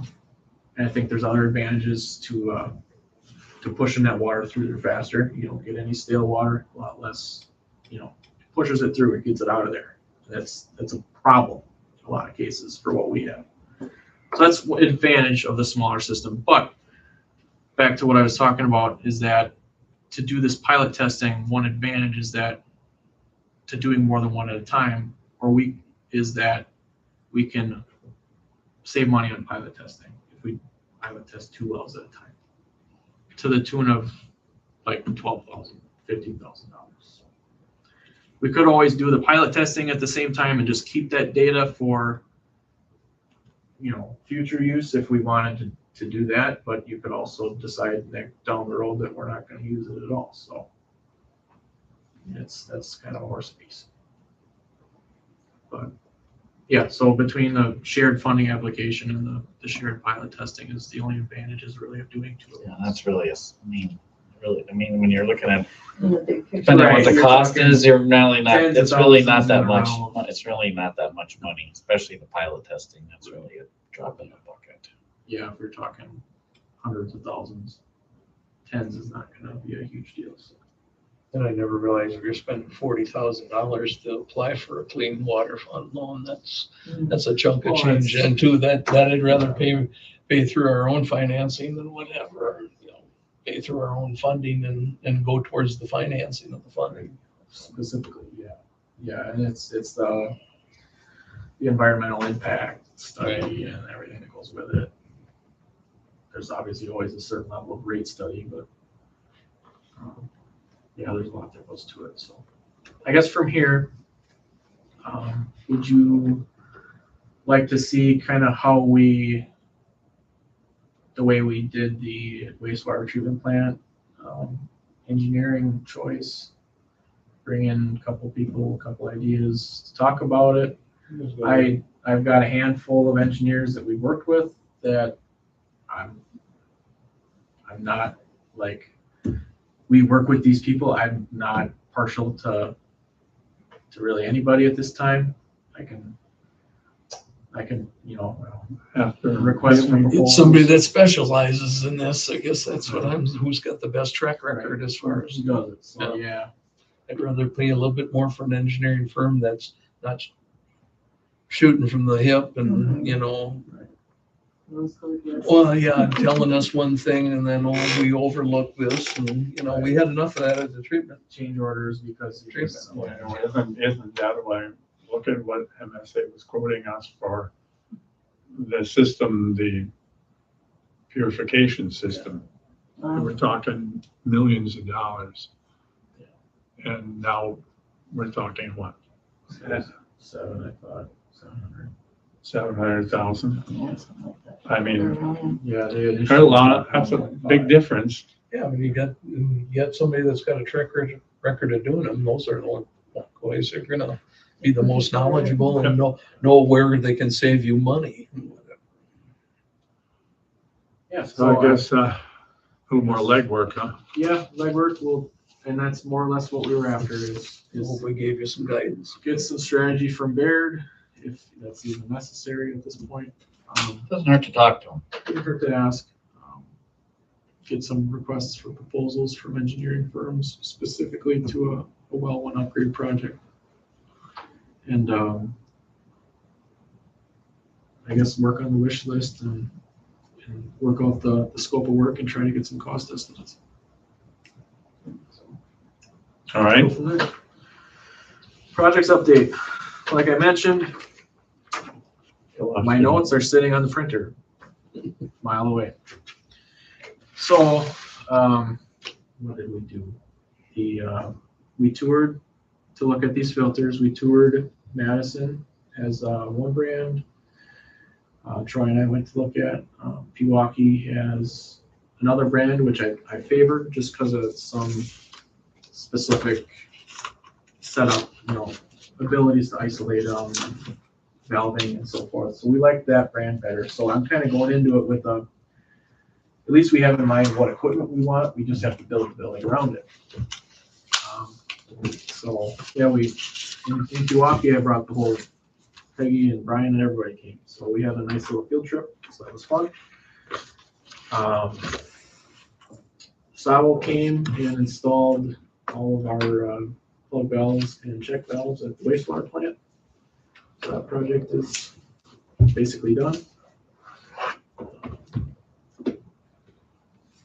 We had a fire inspection done with, I don't know who the city hires to do that, but they came to the wastewater plant and told us that we needed exit signs in our new storage garage that we just built.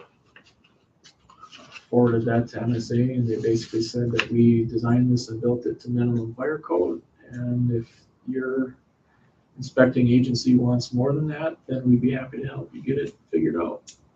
So Can't we just put up exit signs? Why don't you get, I was gonna say, if the, I did it myself. I bought the materials from Menards and just did it, so it's done. But again, how can we be taking occupancy of a building less than a year ago and it not meeting? Unless this guy's blowing smoke, who's doing the inspecting, a lot of times they shoot from the hip. Is that our fault? They're our contracted one with Southern Connemara that, MSA sent the specifications and this and that stating why we didn't need it, but for the $150 of materials that it took to put in, I just put it in. So it's done. Other than that, we worked on a lot of road work. We did some road box repairs, curb box repairs, and some fire painted plugs. fire hydrants. Some of you probably saw that yesterday. Well, I saw some, I don't remember what day, but I saw you had a bunch along, Yep. Yeah, we painted 40 fire hydrants. that were painted probably, well, that was Tan. a week ago before the party downtown. I noticed we had some already painted. Yep. They did about half of them a week ago, and then the balance of them on Sunday. The crew was plagued with some equipment failures, that their compressor failed. Is it the same crew that you had last year? Yeah. Okay. Yeah, they're a little rough around the edges. Yeah. To say the least. grass was brown, now it's red though. Oh, the grass wasn't brown, it was red. pretty red. It's the same They were people. using a drop cloth. So, we did have one complaint that a customer's mailbox turned slightly red. The customer was very nice about it, but we're gonna try to right that situation.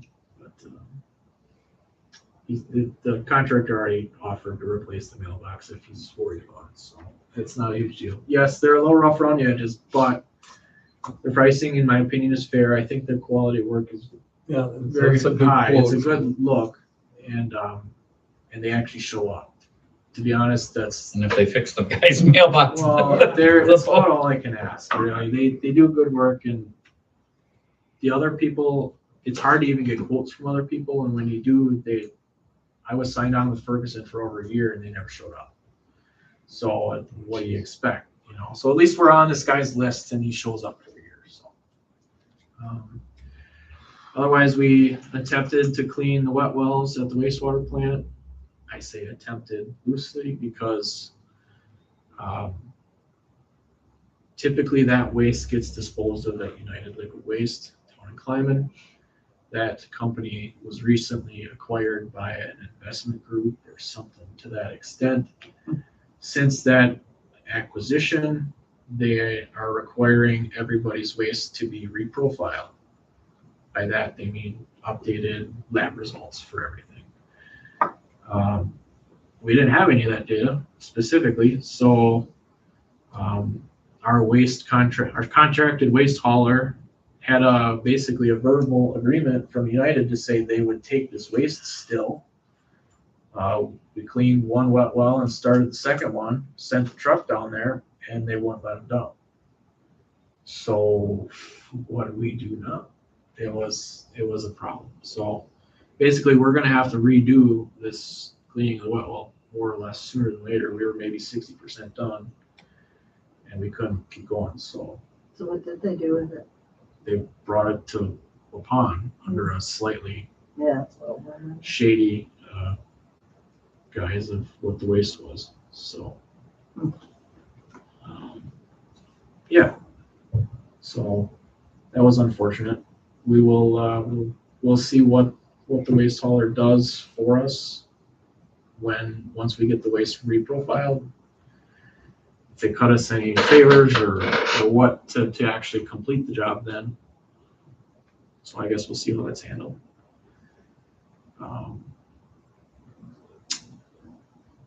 From there, what else did we do? Break your chain of thought, but at our public works meeting, we had some confusion. We thought that you were planning on scheduling South Street repairs and Right. South Main Street repair in 27. Right. Is that still So planned? I had some lengthy conversation with Joel following that meeting. Basically, the whatever, how many year plan that Joe had typed up or something. It's like 5 years. Yeah. Well, it's pretty much a takeoff of what we started 10 years ago. Well, I think that was basically what, We used up the ones that we could and left the ones that were remaining to get started for the new 5-year plan. So. yeah, But so anyway, that list was more or less what Joe and I had worked through together a few months ago. Specifically, so he brought in that I needed the first block of South Main Street done, and I do. But it's not, I wouldn't say anything in there is pressing. Right. So he was saying like, well, we could do it, but I want sewer and water to pay for the asphalt and this and that. I'm like, well, hold on, it's not that pressing. So no, South Main Street can wait. I told him South Main Street can wait until life of pavement. If that's whenever he wants to do it, that's fine. Right. South, I got his drift. He was looking to get a block of resurfacing that, right, but I'm not paying. no. And I didn't want to go on a limb and tell him, no, I'm sure the utility's not going to be in, because I thought maybe you had a change of heart or something. I thought, hey, you really wanted to get that done, because that's. Our let out, I mean, we're literally just down to, it's clay sewer that's bad, but it's not failing. Right. Yes, so no, that can wait, whether that's, I think, 5 years or however further, but on the flip side, South Street, it sounds like water is gonna have to pay for the whole project anyway. So it would make good sense to bundle that with any project for that matter. If the city's doing it sounds like up North Highland Street, East Highland Street, It's any general, all in the making. I mean, anything's in the air, so. I guess whatever is decided, but I'd like to do it sooner than later. But I think I spoke correctly. Your plan was you were gonna do those 2 streets this next It would year. be, it would be nice if we could bundle that underground together. And I was looking at South Main, that's not in real need of resurfacing neither. I mean, there's a lot of other streets around town that need surface attention before that one does. So, Yeah, that's fine. and that's the first thing I thought, well, it's only 1 block. It's probably the last block of clay sewer we've got. It is. I think we've all cleaned up, if I remember right, unless we missed one or something like that. But No, to my opinion, knowledge, in my opinion, I think we're good underground with our sanitary sewer now. Just wish the numbers would come out better than that, but we obviously get leakage elsewhere, but yeah, okay, then we'll plan accordingly on that. But yeah, I didn't want to go out on a limb and say, hey, I'm doubtful that the utility is going to want to pay for a whole street when they're just replacing a block full of sanitary sewer. So, I guess, what, are they still looking at something in 27? well, that's what his conversations were all leading around, what he wanted to do, but he didn't really commit for any of these other projects other than that I sent him back to talk to you, And then we talked about doing up by the Goose Park. Goose Park, because the city, Well, that's- city ordinance, that should have curb and Well, gutter. I don't have any major underground in there. It's just the fact that I think that only ever got binder is what I'm told. Yeah, So every underground utility structure that comes through is broken.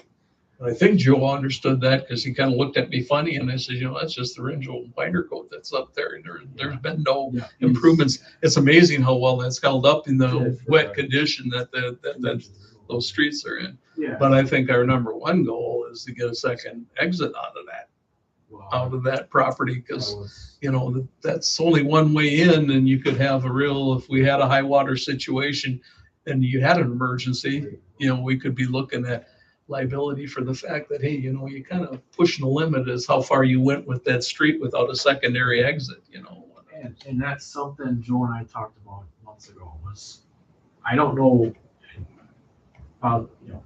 you guys know more than I do. What can we do to get that done?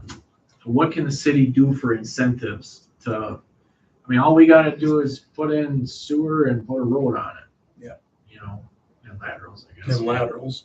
And there, if you want to do a delayed assessment, this guy that was looking to have that done is got He's got a lot of other projects. over in Eustisford right now, what he took on there.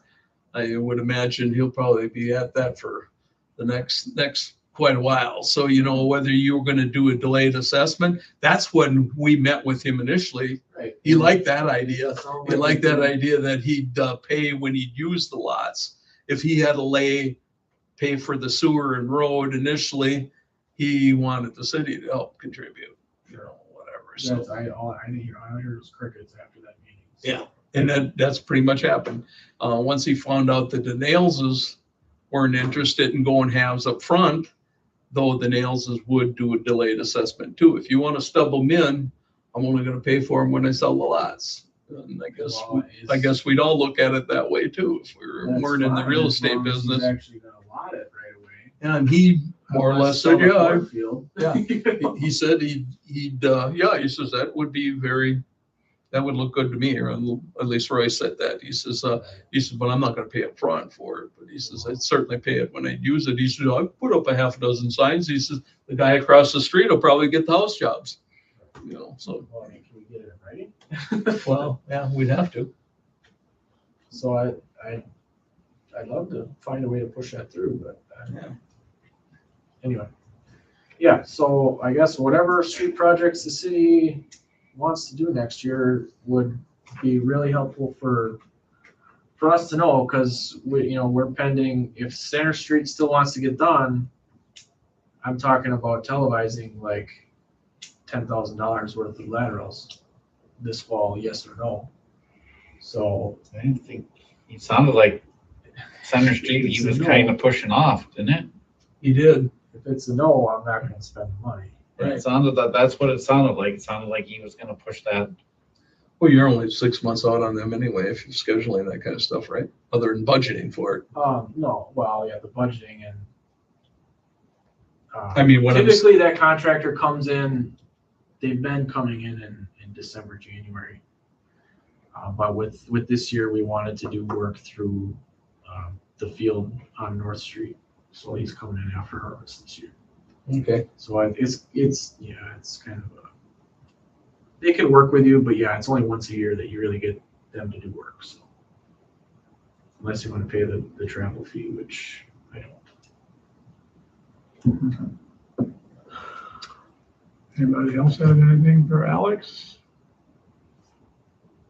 If not, We did have a good meeting on those projects. Like I will say, we talked anything and everything, but yeah, I didn't want to go on record saying I doubt that the utilities don't want to pay for a block of pavement just for servicing, what, 3 houses? Four. if nothing else, then we'll move on to the president. And I was wondering if anybody has decided the room rate for the annual WPPI ends on the 15th. So to get their rate, whoever wants to go, For the annual meeting, it was. that's for the annual meeting. Where's that being held? It's in Blue Harbor? Sheboygan, Blue Harbor. Blue Harbor. And I've been there twice. It's a nice, really nice facility.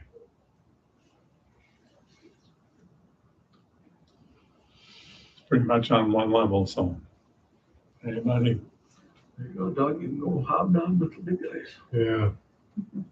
You're retired guys.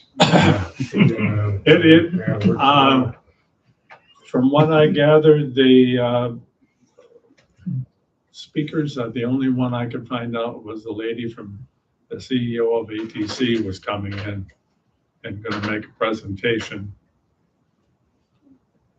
More so telling what they want to do projects and. I can't remember last time I went to one of them. You, Ed, and I went, where was that one? I don't even remember. Was that Green Bay? I don't know. That's They all that's a kinda- long time ago. Yeah. They are worth going to. Yeah, a postcard or a letter or something like about that. Oh, hell, that was on the heels of that union stuff. Oh, God. Remember that? Yeah. Yeah. That was quite a while ago then. That was before Act 10. Yeah. So, I mean, yeah, I'm trying to get it on, see if I can get some more information on it. But Where you should take them one. Yeah. Should. they are having a for October one for budgeting, and I talked to Lori and Pam about it already, and for possibly we can close the office for a day so that they both can go down and get training. Yeah, Pam and I talked about that, and she didn't feel that she would have any reason to be going to that one because she doesn't do anything with budgeting. Mhm. So, and that was her thought on it. If nothing else, we've done it before, we've closed it for a day for Right. training, so I mean, I have no problem with that. If it helps. Yeah, like I said, I don't see that because she doesn't do any of that type of stuff here. Mm. And she's the one that mentioned it, that she didn't feel that it would be. What about if she's thrown into that role? Yeah, Yeah, no, some stranger things have been known to happen. this is true. I remember being appointed to this committee in April, and by October, I was the president There you go. and didn't have a clue what I was doing. Yeah. So, and I'm still learning, so. there's a lot of qualifications for my job that we have to discuss, but. Yeah. All righty, that's all I have, Mayor. Just the National Night Out is tomorrow night. We'll See be you all there. And it's a vote. So, Unless you're in dunk tank. No, no, I'm the above 50 age group that I disqualified. Oh, I might break something. I think I was in a dump tank when I was over 50. Oh, me well, too. I think females. Not- That's For what the I young changed. kids. Not my choice. Something else was involved. So, all right, moving on. Any old business? Any new business? Will be adjourned. Motion by Wagner, second by Coons to adjourn. All in favor, signify by saying aye. Aye. Opposed? Motion carried at 8:10. All right. Yes, I am.